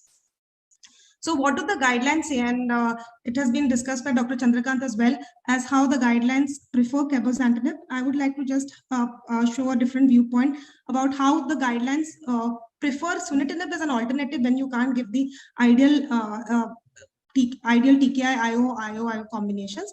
And just let's look at the guidelines, how they were, or what happened to the guidelines when there were no immune checkpoint inhibitors, that is the pre-immune checkpoint inhibitor era. And these were the ESMO 2016 guidelines, which, if you can see the red arrows here, show sunitinib is the preferred option, not just for the good and intermediate risk, it is also one of the options for the poor risk and for the non-clear cell histology, considering at that time there were far less options than there are today. Also, when we look at the ESMO guidelines, we look at two things. One is the level of evidence that they have given, and it is 1A, which is this highest level of evidence, especially for the good and intermediate risk. 1 stands for studies which are well conducted, randomized, very little bias or chances of bias in the study design. And A is the basically the efficacy, that there is good efficacy, evidence for efficacy, and there is a clinical benefit, and sunitinib met all these criteria. Hence, it was a 1A recommendation for good and intermediate risk and a 2B recommendation for poor risk. Now, moving on to as the treatment evolved and as immunotherapy started coming into the picture, if you look at the 2019 update of the 2016 guidelines, sunitinib still has the same recommendation for good risk patients. This is before guidelines were published before Pembro-Axi and Cabo-Nivo combinations or other TKI-IO combinations were out. And here, before that era, that sunitinib still held the same position for good risk. And this goes to show that if you have a good risk patient who has clear cell RCC in the first line setting, no access to immunotherapy, sunitinib might be the best alternative that you can offer. Cabozantinib does not mention for good risk. It has a category 2A recommendation for intermediate risk with a magnitude of clinical benefit score of only 3. The magnitude of clinical benefit score is a scoring done by various experts all over Europe who are part of the ESMO, and they grade based on a particular scale on the benefit of the study, the statistical design, how much is the progression, whether it's a study which looks at non-curative, curative therapy, whether it shows an improvement in overall survival or progression-free survival. If you have a score of 4 or 5, that is supposed to indicate a significant clinical benefit. Anything below that is not sufficient. And here, this MCBS scale ranges from 1 to 5, and cabozantinib in both the intermediate and the poor risk has a level 2 recommendation with a magnitude of clinical benefit of 3, which is not the best category of evidence to support its use in the first line setting. Ma'am, last 2 minutes to conclude. Yeah, so I'll conclude. So again, this is already what I discussed. These are the NCCN guidelines, and like I said, it is a recommendation for a preferred regimen for poor and intermediate risk, as Dr. Chandrakant mentioned, but it is not a category 1 recommendation, just to point out. This is the latest update of the ESMO guidelines. And if you look, cabozantinib has dropped down in the intermediate and the poor risk, again to this, the last alternative. And sunitinib retains its status here as well as an alternative in those who can't afford these TKI-IO or IO-IO combinations. And this is where this B stands for where treatment is not available or contraindicated. And this is what happens in our setting where a lot of times patients can't access it. So sunitinib retains its status as an alternative drug where either the patient cannot afford immunotherapy or it's not fit. Whereas we all know in an ideal world scenario, we would still go for combination therapy. So what was the evidence for cabozantinib in the first line setting? I'll briefly discuss the CABOSUN study. It was compared to sunitinib 50 mg 4 weeks on, 2 weeks on, off, and cabozantinib a 60 mg dose with the primary endpoint of progression-free survival. And it was powered only for progression-free survival, secondary endpoints for OS, response rates, and safety. And these are the baseline characteristics, and this was the survival curve, which Dr. Chandrakant pointed out that progression-free survival was better than sunitinib. This is the toxicity profile. I just highlighted a few things to see AST, ALT, hypertension, and plantar palmoerythrodysesthesia were higher with cabozantinib, but grade 3 or higher events didn't make a significant difference as compared to sunitinib for LFTs as well as the hand-foot syndrome. It was only the hypertension that was significantly, this was higher than sunitinib. But the study again didn't look for significance because these were not powered and it was only a descriptive data that was given. So based on this phase 2 study, is this enough, or is this enough evidence to make cabozantinib the preferred regimen in a setting where we can't afford IO with TKI or other IO combinations? Is the issue. The issues were with cabozan study was it was a phase 2 small study. One thing what they said was that the reason for the poor PS in the control arm, that is the sunitinib arm, was probably because of poor risk and intermediate risk patients and patients with higher bone mets without prior nephrectomy. But if you look at the study very closely, 81% had intermediate risk disease and only 19% were poor risk. So whether that was a real reason for having a poor outcome in the sunitinib arm, and this is one of the studies which shows a PFS which was a little out of the way. So whether this study can be considered as a study to as strong evidence to advocate for cabozantinib. Toxicities and dose reductions higher with cabozantinib, but again, the study was not powered to assess the difference. And one important factor that I want to point out is that in the sunitinib arm, a large number of patients, around 18 patients, which were around 20% of the sunitinib group out of 78, did not have images for assessment in tumors for the tumor response assessment, and only 6 patients, that is around less than 10% of the cabozantinib had missing data. And again, that means there has been some issues with assessing objective response and the progression-free survival in this small study. So also in this era where all our TKI plus IO and IO combinations are showing improvement in overall survival, a non-significant small numerical increase in OS, is it enough for us to choose this above all other agents? This is the same slide which shows around 8% missing data for cabozantinib, but 23% for sunitinib, which means this is a flaw in the study because the endpoint of the study was progression-free survival. So I want to summarize quickly why I would advocate for sunitinib as my choice if there is no access or if the patient cannot receive immune checkpoint inhibitor combination for any reason. One would be the experience and the robust evidence and the large number of patient data that we have with this drug. It was the previous standard of care, so it has proven efficacy. And also the issues with choosing cabozantinib is the evidence for cabozantinib is not as strong. The evidence in the first line with nivolumab is very good, but as a single agent, it's based on a phase 2 study. And in the second line, of course, we know that is a good option. Recommending it for intermediate and poor risk patients, it could be considered, but it should not be considered as a blanket treatment for all patients. Maybe using it in favorable risk patients might be an overkill. Probably a larger phase 3 study might demonstrate a better benefit, and then we could use this as an evidence. And also, if we use cabozantinib as a first line, we are cutting down an option for subsequent lines of therapy. Select indications, we may consider non-clear cell pathway definite benefit and in the second line setting. So with this, I would like to conclude and hand over back to the organizers. Thank you. Thank you, Dr. Nandini. And I think it's an excellent presentation, both of you, and put forward your thoughts on using cabo as a first line versus sunitinib as a first line. Now we have 1 minute each for a rebuttal. Dr. Chandra. So yes, sir, I agree, sir. It was a wonderful argument from Dr. Nandini, very valid. The cabozan trial was not, that credible. I agree, but if you look into the guidelines, the guidelines have given the credit for the trial and the data. And if a patient is not affording IO, especially intermediate and poor risk, then the TKI of choice is cabozantinib. And it has stood its test of time, and it has been showing its efficacy even in the non-clear cell variety as I showed. So I agree, the long-term data, the quality of life data, the real-world evidence, everything is with sunitinib. But cabozantinib is a new kid in the block, and we are seeing its efficacy. Even in the subsequent line, if you use in post-sunitinib progression, it is showing excellent efficacy. So, and the response rates are almost triple than what sunitinib is. And it has got wide range of, pathway inhibition. So by keeping all these in mind, in congruence with the existing guidelines, cabozantinib is still the preferred drug, in the intermediate and poor risk setting. And I agree, in the good risk setting, we can use sunitinib in the good risk patients. But the good risk patients are just 15% or 10% in the real world scenario. So in majority of patients, you end up using cabozantinib, and the cost is almost, competitive with sunitinib. So there is no challenge at all.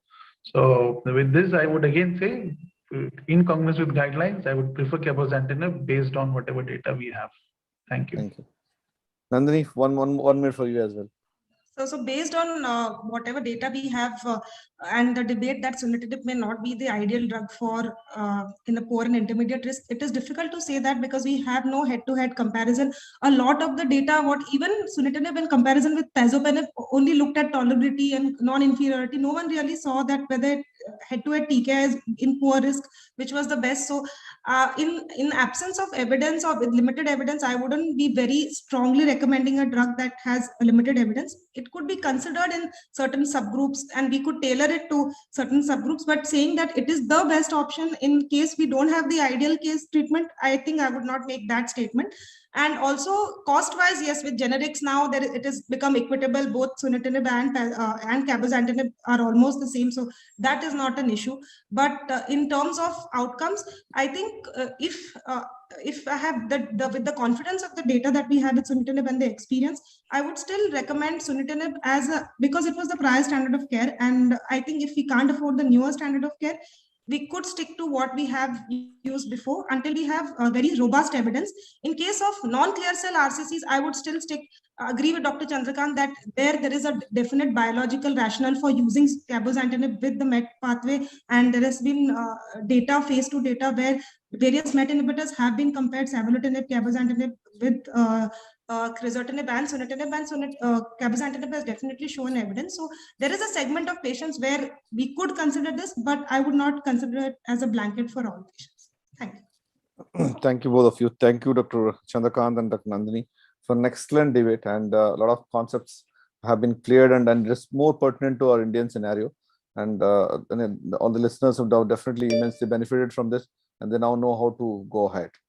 So then I'll just invite my next speaker, Dr. Rakesh, who is from Indo-American Cancer Hospital and Research Center, Hyderabad, and to deliver the next talk, that is best abstracts from ASCO GU 2022 with regards to prostate cancer.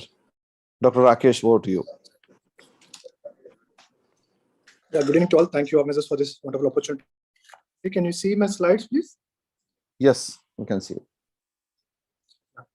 So I'm tasked with the review of best abstract from the ASCO GU 2022 with respect to prostate cancers. I have selected out 3 abstracts actually, and 2 of them have already been discussed by Dr. Abhishek Anand, but let me go through the slides.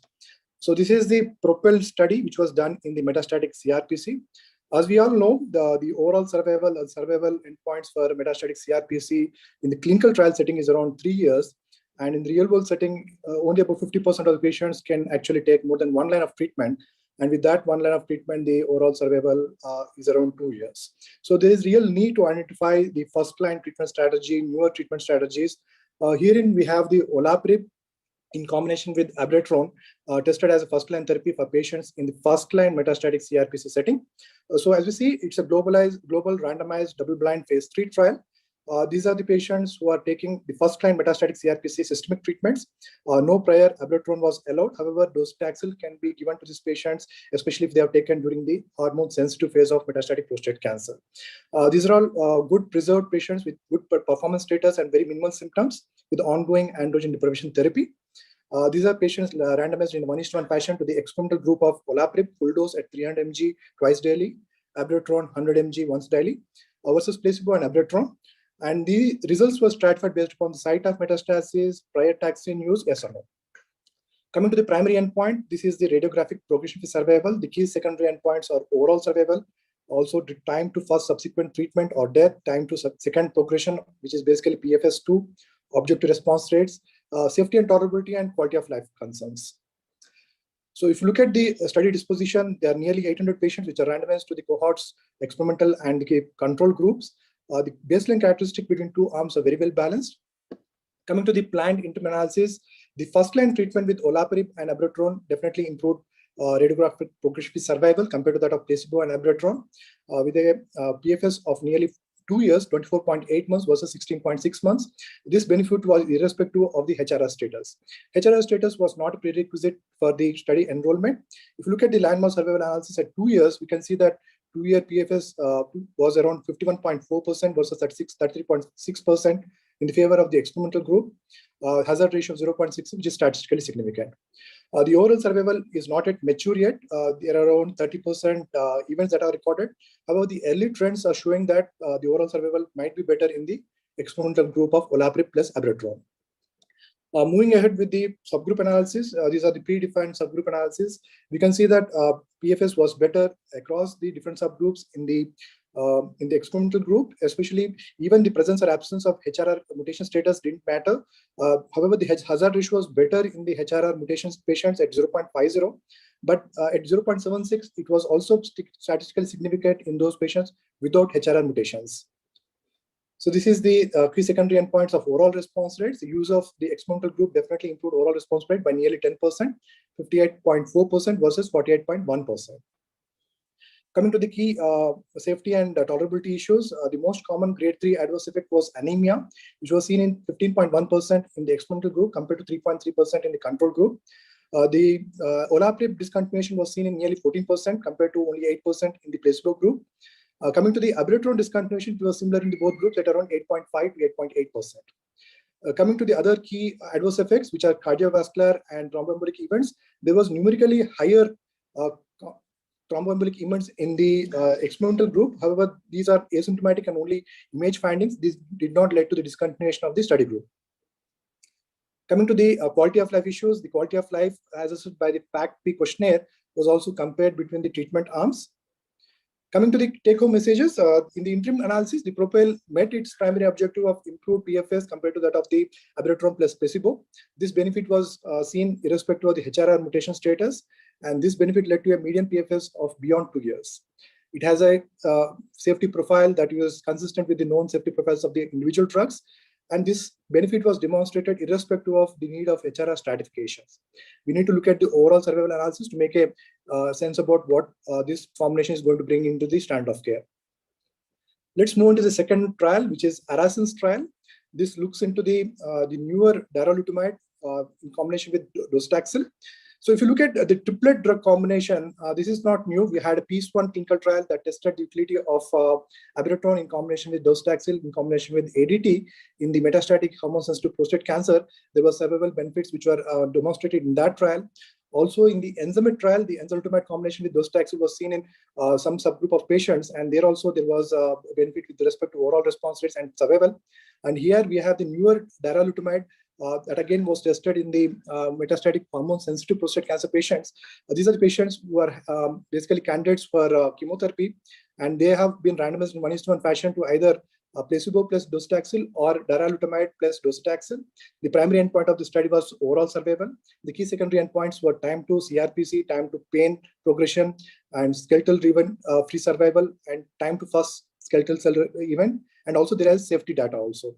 So nearly 1,300 patients were randomized between November 2016 to June 2018. The study population closely matched the clinic population because the median age is nearly around 70 years at 67 years. If you look at the primary analysis, at the primary data cutoff point of October 25, 2021, the authors observed a significant, that is 32.5% decrease in the risk of death among those patients who have taken darolutamide compared to those patients with placebo and docetaxel. So at the end of 2 years, the overall survival rate was 50.4% versus 62.7% in the favor of the use of darolutamide in combination with docetaxel, with hazard ratio of 0.68. Coming to the additionally, this effect was consistent across all pre-specified subgroups, and with consistent effect, there was no major benefit with particular subgroup or particular Gleason score or site of metastasis. Again, the overall survival with darolutamide versus placebo in combination with ADT and docetaxel, we can see the key secondary endpoints of time to CRPC, time to pain progression, time to first skeletal event. All these are in favor of using darolutamide in combination with docetaxel. Coming to the safety data, in terms of safety, surprisingly, the authors have found similar rates of treatment emergent adverse effects. The most common were highest during the overlapping docetaxel treatment periods. Nearly 66% in the darolutamide group and 63% in the placebo groups had grade 3 effects. Most of them were neutropenic at 33% versus 34%. Finally, we come to the PRECIDE trial, which is a randomized double-blind placebo-controlled phase 3B study that is studying the efficacy and safety of continuing enzalutamide in those patients with chemotherapy-naive metastatic CRPC who are being treated with docetaxel prednisolone and have been progressed on enzalutamide. Basically, in the hypothesis of the study is that in those patients with metastatic CRPC, those who have progressed on enzalutamide, continuing the enzalutamide may actually benefit those metastatic clones which are still responsive to the androgen deprivation, and docetaxel can take care of those clones which have the accessory pathways for progression. So this is the study schema. It's a initial period one is an open label enzalutamide phase in which patients are offered the enzalutamide, and at the time of disease progression, patients are randomized in 1:1 fashion to either placebo plus docetaxel or enzalutamide plus docetaxel, and the primary endpoint of the study was PFS. So this is the study disposition. Out of the 800 odd patients who were screened, around 600 odd patients were treated with enzalutamide. Of these, 392 patients were actually having the disease progression. 271 was treated, out of which few patients were given enzalutamide, 136 patients were given enzalutamide plus docetaxel, and 135 patients were given placebo plus docetaxel. So again, this is the study disposition. As you can see, most of the study characteristics are similarly matched between the two arms. This is the primary endpoint of PFS. The addition of enzalutamide to docetaxel definitely improved PFS with a hazard ratio of 0.72, resulting in improvement of 1.3 months in the median PFS. And the PFS benefit was seen subsequently in most of the subgroups. If you look at the the forest group, those patients who are having visceral metastasis and those patients who are having bone and tissue disease are having more benefit compared to those patients who are having bone-only disease. So maybe the combination of enzalutamide combination with docetaxel or post-enzalutamide progression may benefit those patients who are having a significant higher disease burden compared to those patients with only bone-only metastasis. Coming to the secondary endpoint of time to PSA progression, again, compared to a placebo, enzalutamide definitely improved time to PSA progression and also resulted in a greater mean decrease in the PSA levels from the baseline. And the overall response rates were also better at 32% versus 26%, and also complete responses are marginally better at 19% versus 13%. Again, coming to the safety, we have seen that enzalutamide in combination with docetaxel being very toxic. This has been shown in the Enzamet trial as well. There was a cohort of patient who was taken in the first-line metastatic hormone-sensitive setting, that the combination of enzalutamide with docetaxel increased the toxicity. Again, we look at the all treatment adverse effect, which was similar, but the serious toxicity was 49%, nearly 50% versus 40%. Again, the deaths were nearly 10% versus 5%. So in spite this combination showing benefit in terms of PFS and also time to PSA progression, there appears to be safety and tolerability concerns. Maybe we should be using this drug only in those patients who are fit. So that will conclude my review of some of the abstracts which are presented in the ASCO 2022. Thank you very much. Thank you, Dr. Rakesh. Nice presentation as always, and I think it's going to be interesting in both in terms of HSPC and HRPCs. Where triple combination in HSPC is almost double the PFS. So now we need to wait probably chemo combination with either the androgen receptor blockers vis-a-vis abiraterone. The PEACE-1 versus the trial which is presented, Arsians, that we need to see again. That debate is going to go on. So how to select out? What's the view on that? So as I see, sir, I think the combination of chemotherapy with the androgen deprivation therapy is looking promising, and it should be used for those patients who are having the highest disease burden and highest chance of failure with either androgen deprivation therapy or chemotherapy. I think there is nothing to choose between the drugs except for the toxicity profile. I think the enzalutamide and docetaxel appearing to be more toxic than darolutamide plus docetaxel. That is the only things which I can see from the abstract. Thank you again. Thank you very much. So moving on to our next presentation. So to deliver that, I'll invite Dr. Jyoti Wadhwa, who is the director, Department of Medical Oncology, Medanta MedCity, Gurgaon. So she'll be talking on evolving treatment landscape in the first-line treatment of CRPC. Over to you, ma'am. Good evening, everyone. Thank you, Dr. Chandragowda. And are my slides visible? Yes, ma'am. Yes? Yes, ma'am, they're visible. Okay, great. So the topic of my talk, that's sponsored by AstraZeneca, is evolving treatment landscape in first-line metastatic CRPC. And we know that even though it's in castration-resistant phase, the androgen receptor pathway is still active. And therefore, androgen deprivation therapy continues to be an important component of the treatment for metastatic CRPC. It's also known that when a patient enters the castration-resistant phase, the patient is more likely to die of the prostate cancer rather than any other cause. The metastatic CRPC is lethal. But fortunately, there have been a multitude of FDA-approved treatment options, 6 in the past 1 decade itself, and I'll be discussing those and the ones that are new and upcoming as well. So this is how the treatment landscape for metastatic CRPC has evolved over the years. From 1996, when mitoxantrone had shown some efficacy and was the only chemotherapeutic agent showing the efficacy in prostate cancer, which had spread to other body parts, we have moved on. So this was soon followed by the approval for docetaxel, followed by cabazitaxel. Immunotherapy came in form of sickle T cell therapy. And then we had some oral agents in form of abiraterone, enzalutamide, some radiopharmaceuticals like radium-223 gaining approval. More recently, we have found a place for immunotherapy, immune checkpoint inhibitors in metastatic CRPC, very impressive role being played by PARP inhibitors, namely olaparib, rucaparib, and a few more, and the lutetium therapy. A combination of some of these agents is what is undergoing active study currently. So broadly, if we have to categorize the treatment options for metastatic CRPC, what are those? So we have agents that interfere with androgenic stimulation of tumor growth, namely 3 agents: enzalutamide, apalutamide, and darolutamide.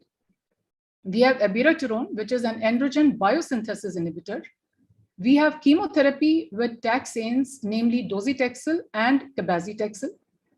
Now, for patients who harbor germline or somatic mutations in the DNA mismatch repair genes or homologous recombination repair genes, PARP inhibitors are an effective option. For patients who express high MSI or express PD-L1, immune checkpoint inhibitors as monotherapy are also an option. For patients who have asymptomatic or minimally symptomatic disease from, say, only bone mets without any visceral disease, can also gain benefit from immunotherapy with sickle T. We have bone-targeted radioisotope radium-223, which is FDA-approved option in patients who have no visceral metastasis. So quite a lot of categories to choose treatment from. But it's important to remember that metastatic CRPC is a lethal disease with median overall survival reported in clinical trials to the tune of 3 years. However, we have all experienced as medical oncologists that in real-world practice, actually the median OS is not that much and is often to the tune of 21 months or so. Now, the 3 landmark trials which established 3 different agents as an important and significant and effective first-line treatment for metastatic CRPC. The first trial was the TAX-327, which established the combination of docetaxel chemo with prednisolone as a better option when compared to mitoxantrone, which was then the standard of care for treatment of these subset of patients. It also proved that 3-weekly schedule of docetaxel was better than the weekly schedule, and either of these did better than mitoxantrone. Subsequently, we had the PREVAIL trial, and that established in patients who were chemotherapy naive, they could benefit from the use of enzalutamide as a single drug in the standard dose of 160 milligrams a day. In this trial, there was improvement in the radiographic progression-free survival and in the overall survival compared to placebo. The third important trial was the abiraterone use in the 302 trial. And this showed that the patients who were again chemotherapy naive, the metastatic CRPC patients, those who were asymptomatic or mildly symptomatic, benefited from the 1000 milligram a day dose of abiraterone acetate. And it's important to remember to always use abiraterone acetate with prednisolone in the dose of 5 mg/d in the metastatic setting. But the bigger question is, how do we choose our first-line treatment? So the factors that I take into consideration while choosing the first-line treatment would include what was the prior systemic therapy used when the patient was castration sensitive? What are the sites of disease involvement? What is the extent of tumor burden? Whether the patient is symptomatic or asymptomatic, and what are the comorbidities? Very important factor to be considered in decision-making. Now, there are no phase 3 trials which have compared enzalutamide with abiraterone till date. However, there are limited data which have compared these two agents in the initial management of patients with metastatic CRPC. And the choice of one agent over the other, however, should depend on the toxicity profiles and the patient-specific factors. So there was this open-label randomized phase 2 crossover trial, which was published in 2019 in the Lancet Oncology. What it did was that it studied the sequence of abiraterone followed by enzalutamide, that is group A, and compared it with the reverse sequence of enzalutamide followed by abiraterone. And this open-label phase 2 crossover trial interpreted that enzalutamide showed activity as a second-line novel androgen receptor pathway inhibitor, whereas abiraterone acetate was better when used as first line. There was another indirect meta-estimate which was generated from 4 randomized studies published in prostate in earlier year, 2017, and that had in fact shown that enzalutamide outperforms abiraterone acetate in both pre and post-docetaxel setting in terms of not only radiographic progression-free survival and time to PSA progression, but also in terms of PSA response rate. So that question still remains unanswered. So both are an option. We have learned over past 6-7 years that metastatic prostate cancer is actually biologically very heterogeneous. There are multiple pathways that have been identified with genomic alterations in patients in advanced stage prostate cancer, namely the WNT pathway, the PIK3CA pathway, the cell cycle repair mechanisms get affected, and obviously the DNA repair mechanisms do get altered in 1 out of 4 patients with metastatic prostate cancer. So 23% of patients with metastatic CRPC, in fact, have alterations in the DNA repair mechanisms. And as you would notice in this pie chart, BRCA2 constitute a very significant chunk of these alterations. And there are many more significant ones being the ATM alterations and the alterations in CHEK2 and also BRCA1. So what is the relevance of identifying these HRR gene alterations? So one is that in some of these patients, there could be family history, and therefore it's associated with the personal and familial risk of cancer, not only prostate, but a few more. It serves as a very important prognostic marker for aggressive prostate cancer, and therefore portends a poor outcome with the standard of care treatments. It is also a predictive biomarker for the efficacy of PARP inhibitors. So as was documented in the PROfound trial, a randomized phase 3 trial of olaparib with abiraterone or enzalutamide, wherein the PARP inhibitor, namely olaparib, was found to be more beneficial in those who progressed on abiraterone or enzalutamide and had an alteration in one of the pre-specified 15 HRR genes. So in terms of overall survival, there was significant improvement, and there was also an improvement in the radiographic progression-free survival with the use of olaparib. And similar results were reported with another PARP inhibitor, namely rucaparib. So what are some of the recent updates and what are the trials which are ongoing? And I'll spend some time on these recent updates now. So there are these 5 combination treatment strategies using various combinations of, namely androgen receptor signaling inhibitor with, say, PARP inhibitor, the androgen receptor signaling inhibitor with the immune checkpoint inhibitor, also its combination with chemotherapy. These are being studied. The combination of chemotherapy with immune checkpoint inhibitor is also being researched. And lastly, the immune oncology drug with PARP inhibitors is another area of active ongoing research. So let me start with the combination of androgen receptor signaling inhibitor with PARP inhibitor. And 2 very interesting papers presented this year in the ASCO GU Symposium 2022. And I'll start with this first one, very relevant and significant one, the PROPEL trial. a phase 3 trial of olaparib and abiraterone acetate versus placebo and abiraterone acetate as first-line therapy for patients with metastatic CRPC. Professor Fed Saad presented this. What was the background and what was the rationale of using this combination? So we all know that the median survival of these patients with metastatic CRPC is approximately 3 years in clinical trial setting and much less in actual clinical practice. And most of these patients, in fact, almost half of these patients end up receiving only one line of active therapy and then they fizzle out. So there's a major unmet need to improve upon the patient outcomes in the first line treatment setting itself.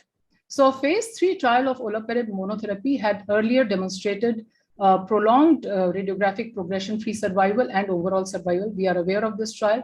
And there was also a phase 2 trial which had shown prolongation of radiographic PFS in patients with metastatic CRPC following docetaxel with the combination of olaparib and abiraterone irrespective of HRR mutation status. So this PROPEL trial is the first phase 3 study to evaluate the combined effect of PARP inhibitor with the next generation hormonal agent, namely abiraterone acetate in first-line metastatic CRPC, irrespective of the HRR mutation status.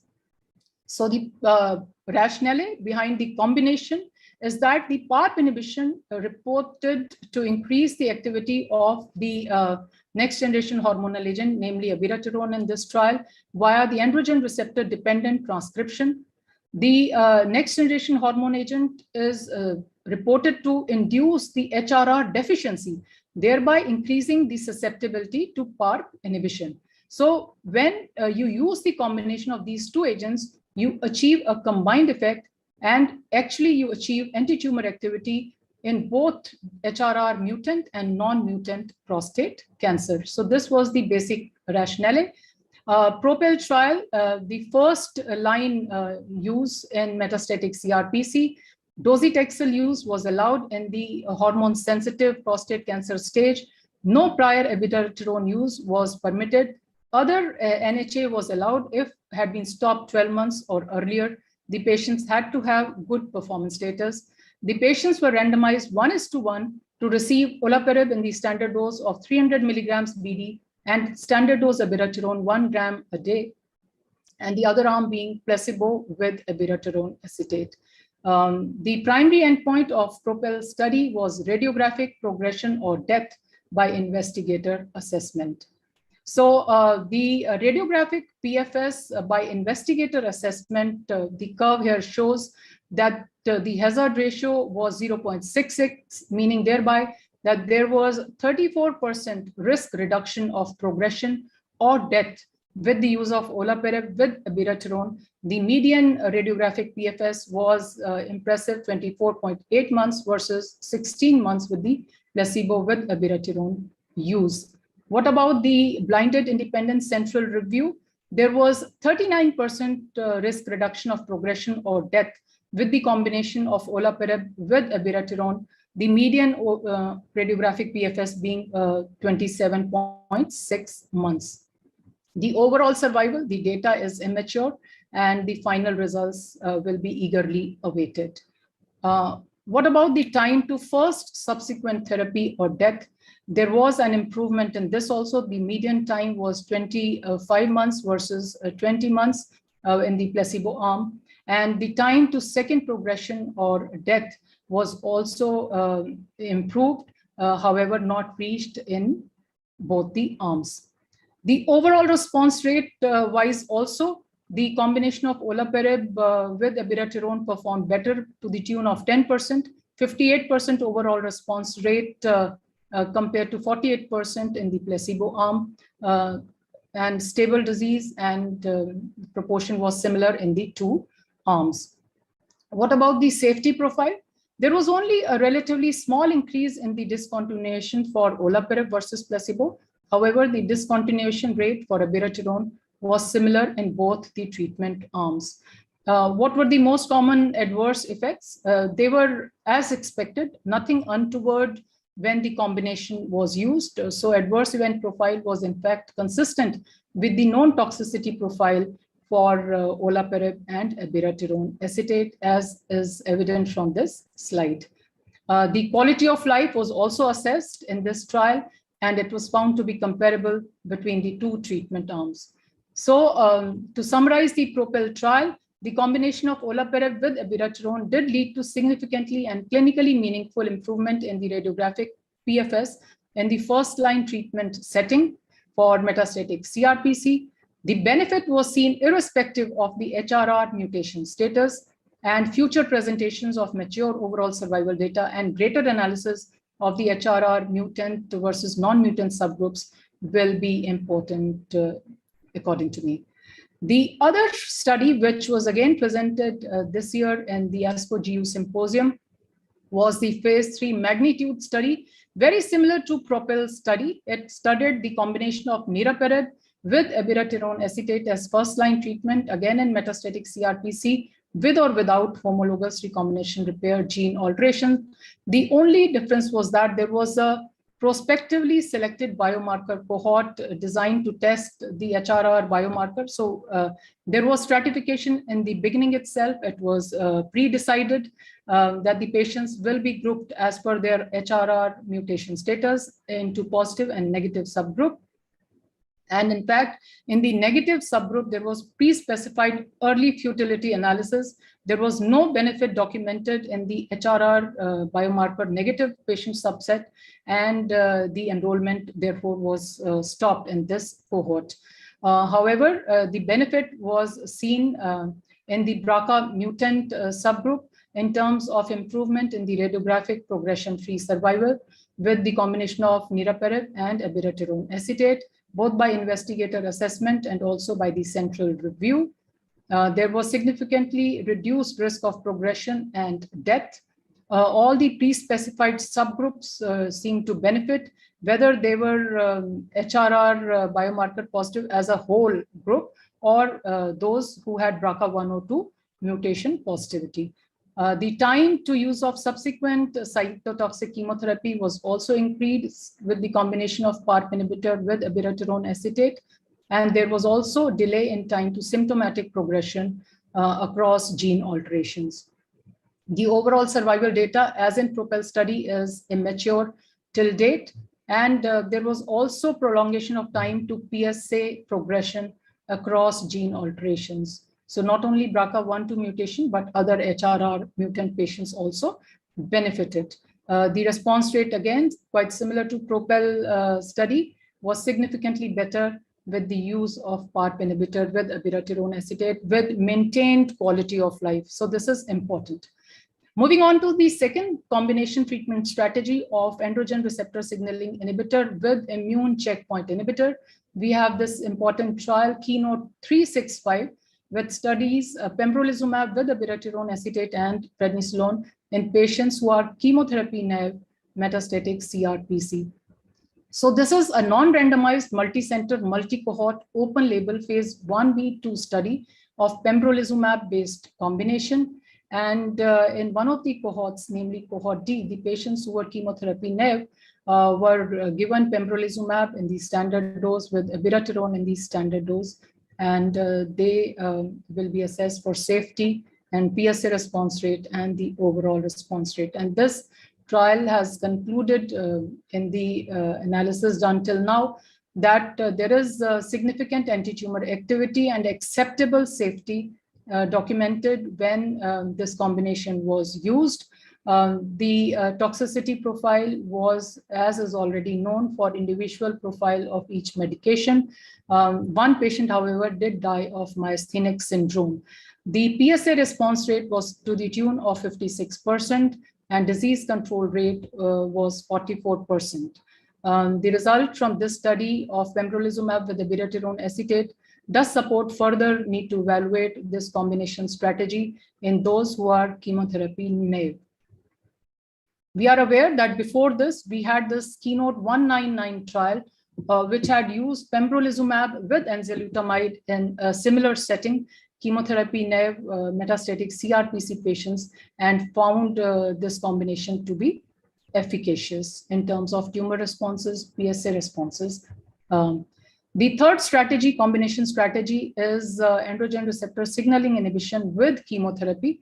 And in this is an ongoing study, open label randomized phase 3 study, the CHARTED-2, which is studying the addition of cabazitaxel to abiraterone in metastatic CRPC after prior docetaxel failure.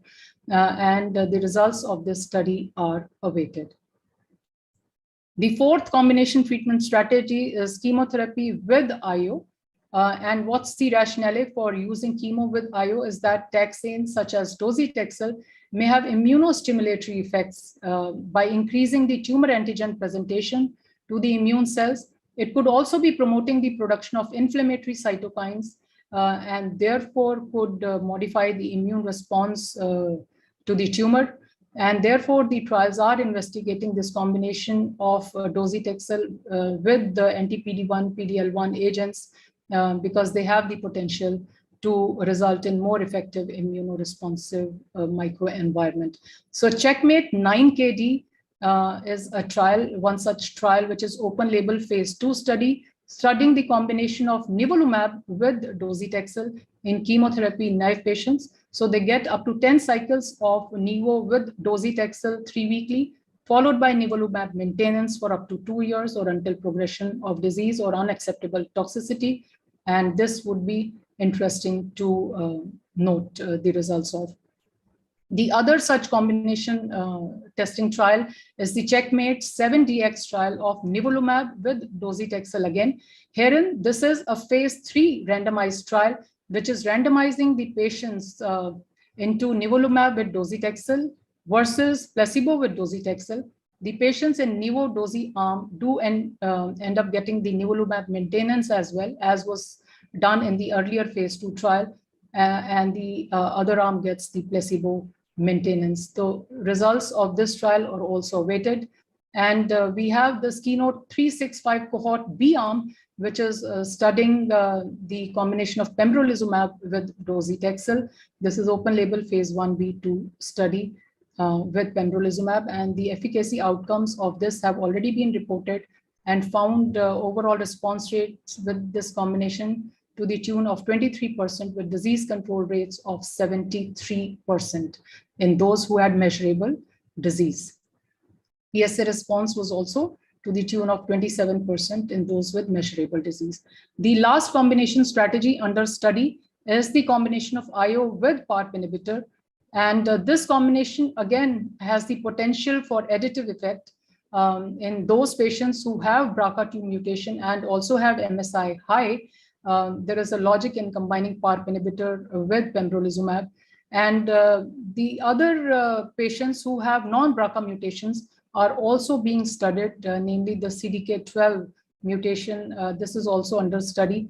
And there seems to be some potential for synergistic effect of this immuno with PARP inhibitor combination as well. And this is one very interesting phase 2 study, Checkmate 9KD, which is in fact a 3-arm study, one arm getting nivolumab with rucaparib, the other arm getting nivolumab with docetaxel chemo, and the third one getting nivolumab with enzalutamide. And it would be interesting to see the results.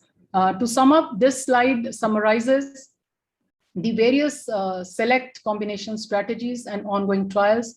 The bars in green show the phase 3 studies, some of which I've already touched upon, namely the PROPEL and the Magnitude, which were presented in last month in the ASCO GU symposium. Some other immune checkpoint inhibitor combinations under active study. And the results of these study and the updated results from PROPEL would be eagerly awaited. So I would end my talk here, and thank you for giving me this opportunity. Thank you. Thank you, ma'am. That was an excellent presentation. And there's a lot of things to come up in CRPC. Down the line, I think we'll have probably individualization treatment, and learned a lot from the presentation. Thank you very much, ma'am. Yeah. Thank you. So moving on to our next one, that is the last presentation of the day.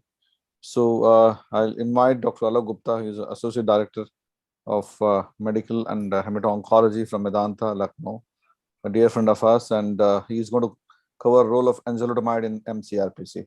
Over to you, Dr. Alok. Hi, good evening. Thank you, Dr. Chandru, for having me.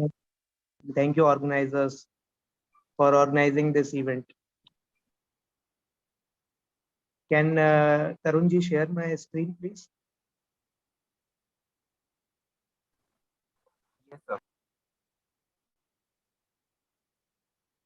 So this session is being sponsored by BDR, and in this session we would be discussing about the role of enzalutamide in the treatment of metastatic CRPC.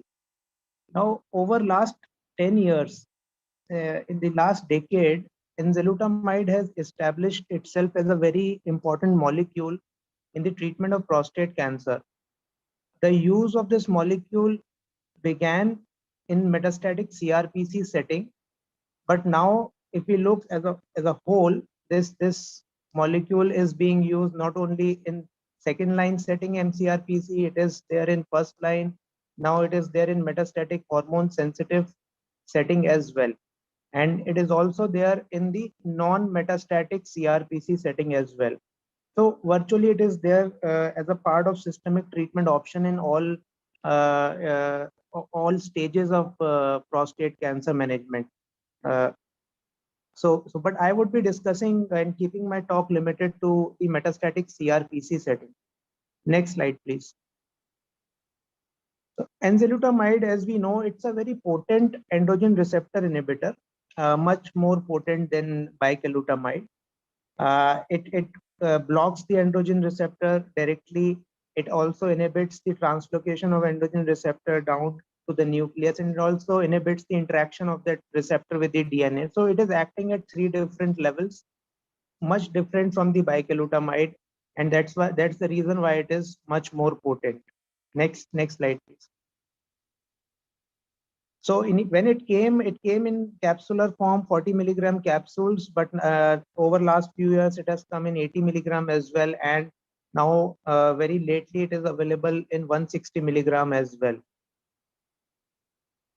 The dose is 160 mg OD. So it has become much more easier for our patients, at least when the 80 milligram came, and now with 160 milligram, the compliance might still be better. Next slide, please. So it is largely metabolized by the liver enzymes, CYP3A4 and 2C8 system. Next slide. Right.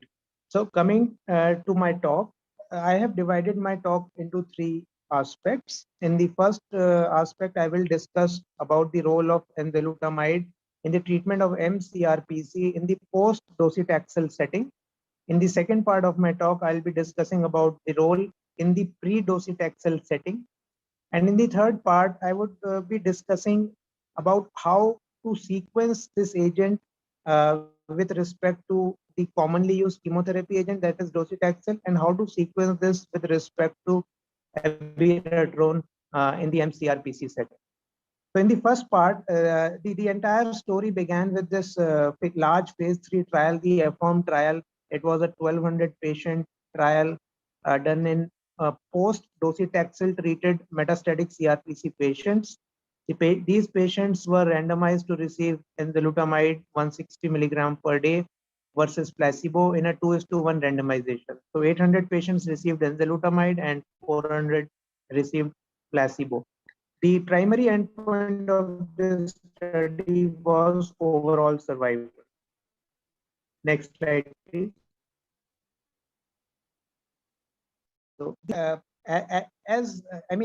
this was a very hard endpoint, overall survival, and the patient number in this trial was much more than the previous trials of docetaxel in the similar setting. 1,200 patients were included. And what this trial showed was that in the arm which received enzalutamide, the median overall survival was 18.4 months. And in the arm which received placebo, it was much less at 13.6 months. So an absolute improvement of 5 months in overall survival, and with a hazard ratio of 0.63. Now, if we would recall docetaxel, which was the first agent to be approved in mCRPC setting, it improved the survival to the tune of around 2 months. Now, this agent in a previously treated CRPC population, that is it's resistant to docetaxel. This molecule showed an absolute improvement of 5 months in overall survival. And because of this, and this came a decade back, and this got approval by US FDA to be used in this type of patient population. Next slide, please. Not only the primary endpoint, but also the other secondary endpoints, including the PSA decline, including the median time to PSA progression and the median radiographic PFS, all favored enzalutamide, and by quite a distance. Next slide, please. Now, with regards to toxicity, it is interesting to note that as compared to placebo, the adverse event incidence was almost the same. In fact, if you would see that few of the adverse events were in fact less with the use of enzalutamide than compared to placebo. So one point to highlight about using enzalutamide is that there is an increased propensity to cause seizures, and that is one history which we always take in our patients before we start enzalutamide. In this initial trial, 5 patients developed seizures who were on the enzalutamide arm. So, I mean, at the end of the day, it was only 0.6% of the entire trial population. But this has been highlighted that patients with underlying seizure disorder should avoid using enzalutamide. Next slide. Now, coming to the second part of my talk, taking the story forward and the benefits derived by the use of enzalutamide in CRPC. The phase 3 trial PREVAIL was conducted in patients who had not been previously treated with docetaxel. So patients, these were MCRPC, these were asymptomatic or mildly symptomatic, but they were chemotherapy naive. Again, a very large trial, 1,717 patients randomized to receive enzalutamide 160 mg per day versus placebo. Again, very hard endpoints of overall survival and radiographic progression-free survival. Next slide. Now, with regards to the adverse events, even in this setting, we find that it is largely well tolerated as compared to placebo. The side effect profile is almost similar with respect to the common effects, like, for example, fatigue, pains, which are many a times related to the prostate cancer itself. Some effects which are related to anti-androgens, for example, hot flushes, which were more in the enzalutamide arm. And just to highlight here that acute coronary syndrome, there were 7 patients who developed acute coronary syndrome in the enzalutamide arm, and there were 4 in the placebo arm. So a very slight increase in the incidence of coronary syndromes with the use of this molecule compared to placebo. Next slide.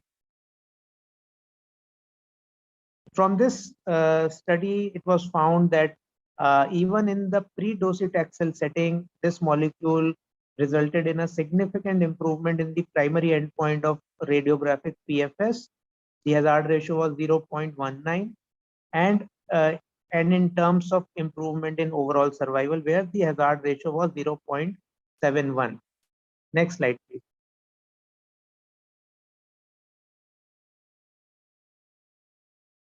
So, in fact, this is one of the trials in oncology which was halted in between simply because the investigator arm resulted in such a significant benefit, then it was found to be unethical to continue the placebo arm. So the trial was halted, it was unblinded, the data was reported, and the patients who were on the placebo arm were actually offered enzalutamide because of the stark improvement in overall survival. So this was one such instance. And because of this fact, enzalutamide got FDA approval to be used in metastatic CRPC patients who were asymptomatic or mildly symptomatic and who were docetaxel naive. Next slide.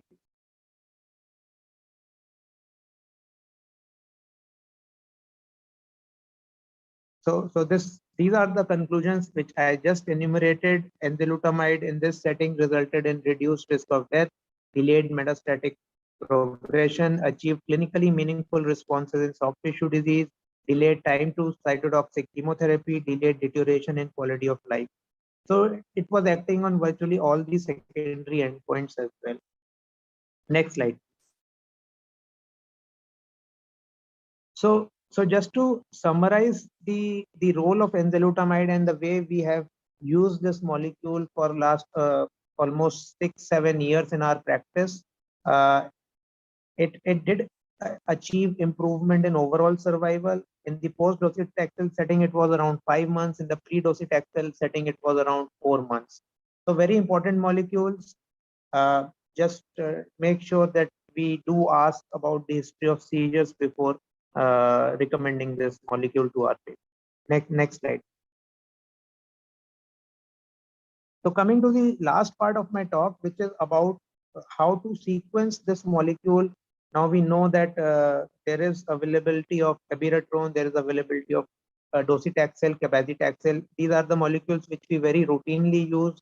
And now, as Dr. Jyoti enumerated, that there is a plethora of newer agents coming up on the PARP inhibitor front and on the immuno-oncology front and on the combination of these agents front. So the treatment decision making is going to become more complex. Now, keeping it simple for the time being, just let me discuss about this point about sequencing of enzalutamide. Next slide.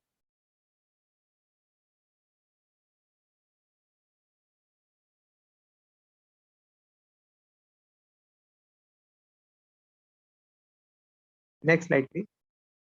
Yeah. So this was a systematic review of 13 published retrospective studies in MCRPC, around 1,000 patient study. And all these 1,000 patients had received docetaxel for the CRPC in the CRPC state. And these patients, all these patients received cabazitaxel and one of the androgen receptor agents. Now, from this study, they concluded that sequencing one AR axis agent, that is enzalutamide followed by abiraterone or abiraterone followed by enzalutamide, should not be done or should be avoided as far as possible. This is because if we expose these patients to one of these agents and another agent should be cabazitaxel, such patients do achieve a better overall survival. So if we were to look at the entire journey of these patients, and especially those who have received docetaxel as their first line agent in CRPC, they should receive cabazitaxel and one of the agents, either abiraterone or enzalutamide, during their journey. And if we are able to achieve that, we would be able to ensure longer survival for our patients.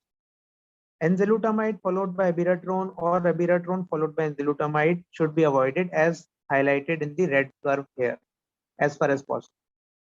Next slide.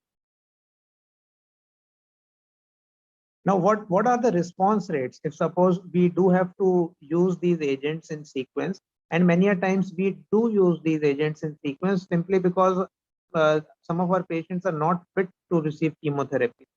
And we are left with very limited choices, and so we do have to sequence them.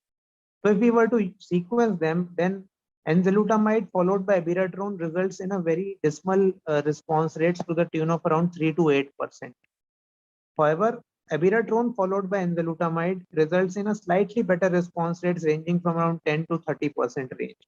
So if we were to sequence them, the sequence should be abiraterone followed by enzalutamide.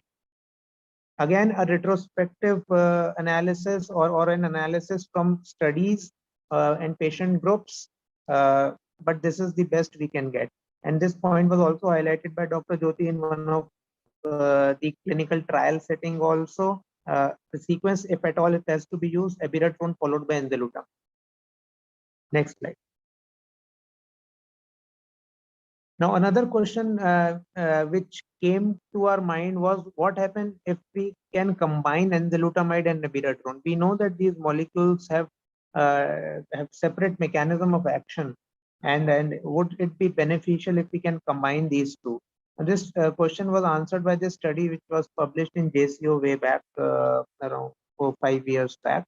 So enzalutamide plus abiraterone versus placebo plus abiraterone, and it showed that there was no significant advantage of combining these two agents. Next slide. Another database, the CATS International Database, trying to answer the question of sequencing. To summarize this database of around 700 patients, the end point is that patients in metastatic CRPC setting should receive docetaxel, if possible should receive cabazitaxel, and if possible should receive one of the agents, either enzalutamide or abiraterone in their journey. And if we are able to expose these patients to these three agents, we would be able to achieve uh, good outcomes for our patients, or the best possible outcome for our patients. Next slide. Yeah, next slide. Next slide. Right. So as I said, and in amongst so one important point which came out from this additional point was that between docetaxel and enzalutamide, it is preferable to use docetaxel first, and not because we are medical oncologists, but there is some data to suggest that if we are using docetaxel first, these patients do live longer. And again, inference derived from retrospective analysis, but we can see here that those who receive docetaxel upfront followed by enzalutamide and cabazitaxel, they did better than those who received hormonal agents first followed by docetaxel. Again, a retrospective. Next. So to clear out some of the confusion regarding the sequencing, let me just say that whenever one androgen axis agent is prescribed after another androgen axis agent, the outcome is generally poor. The response rates are quite dismal. If at all we have to use these agents in sequence, it is better to use abiraterone followed by enzalutamide. In that case, the enzalutamide response rates are better to the tune of around 10 to 30%. There is no benefit of combining these two agents. It doesn't result in improvement in survival outcomes. Docetaxel, wherever possible in CRPC setting, can be used upfront. Again, not a direct comparison with these agents, but from the retrospective analysis, we know that the activity of docetaxel is somewhat reduced if it is used after androgen axis agent. So, advisable to use docetaxel up. The activity of cabazitaxel is, however, not reduced. And sequencing will become more complicated as number of patients who receive abiraterone or docetaxel in the hormone sensitive setting, and now even the enzalutamide has come in the hormone sensitive setting. So as these molecules shift into hormone sensitive setting, and with the availability of more combinations now which are being tested in clinical trials, it is going to become more complex. So with this, I'll conclude my talk.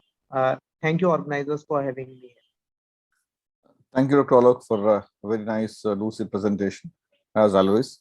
And there's one question from Dr. Vikas Nodial. Role of lutetium. I want Dr. Alok to answer this. So, role of lutetium in the current era, MCRPC. How do you place it?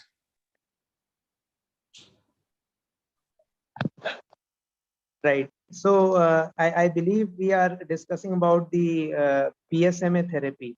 Yeah. Am correct. I right? Yeah, correct.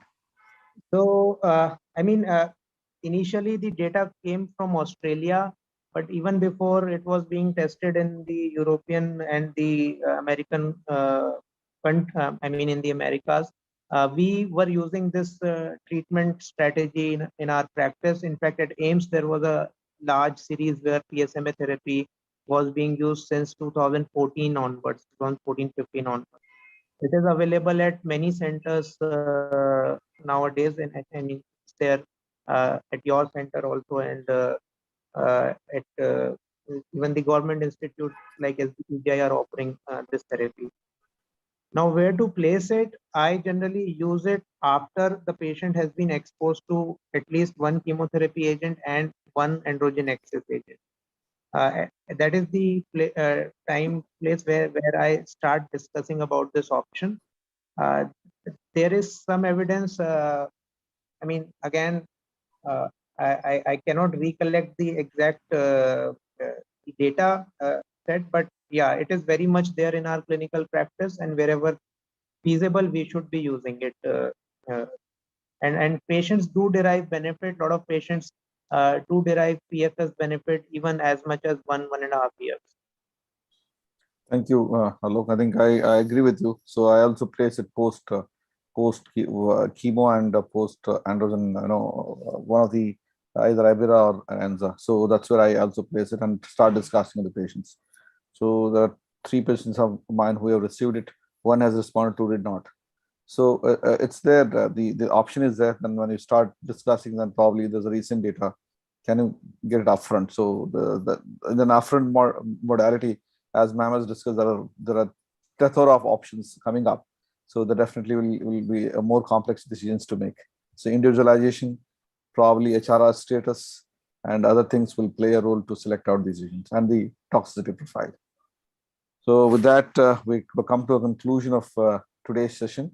So nicely we covered the prostate cancer and kidney cancer in the first line and the subsequent line of options. And we have also covered what is the recent updates from ASCO GU. It was really a wonderful session today and learned a lot. And thank you all speakers and the participants for an excellent oration and listening. Thank you very much, one and all. Thank you for the session. Thank you everyone for joining and for the wonderful presentation. Hope to join tomorrow at the same time. Thank you.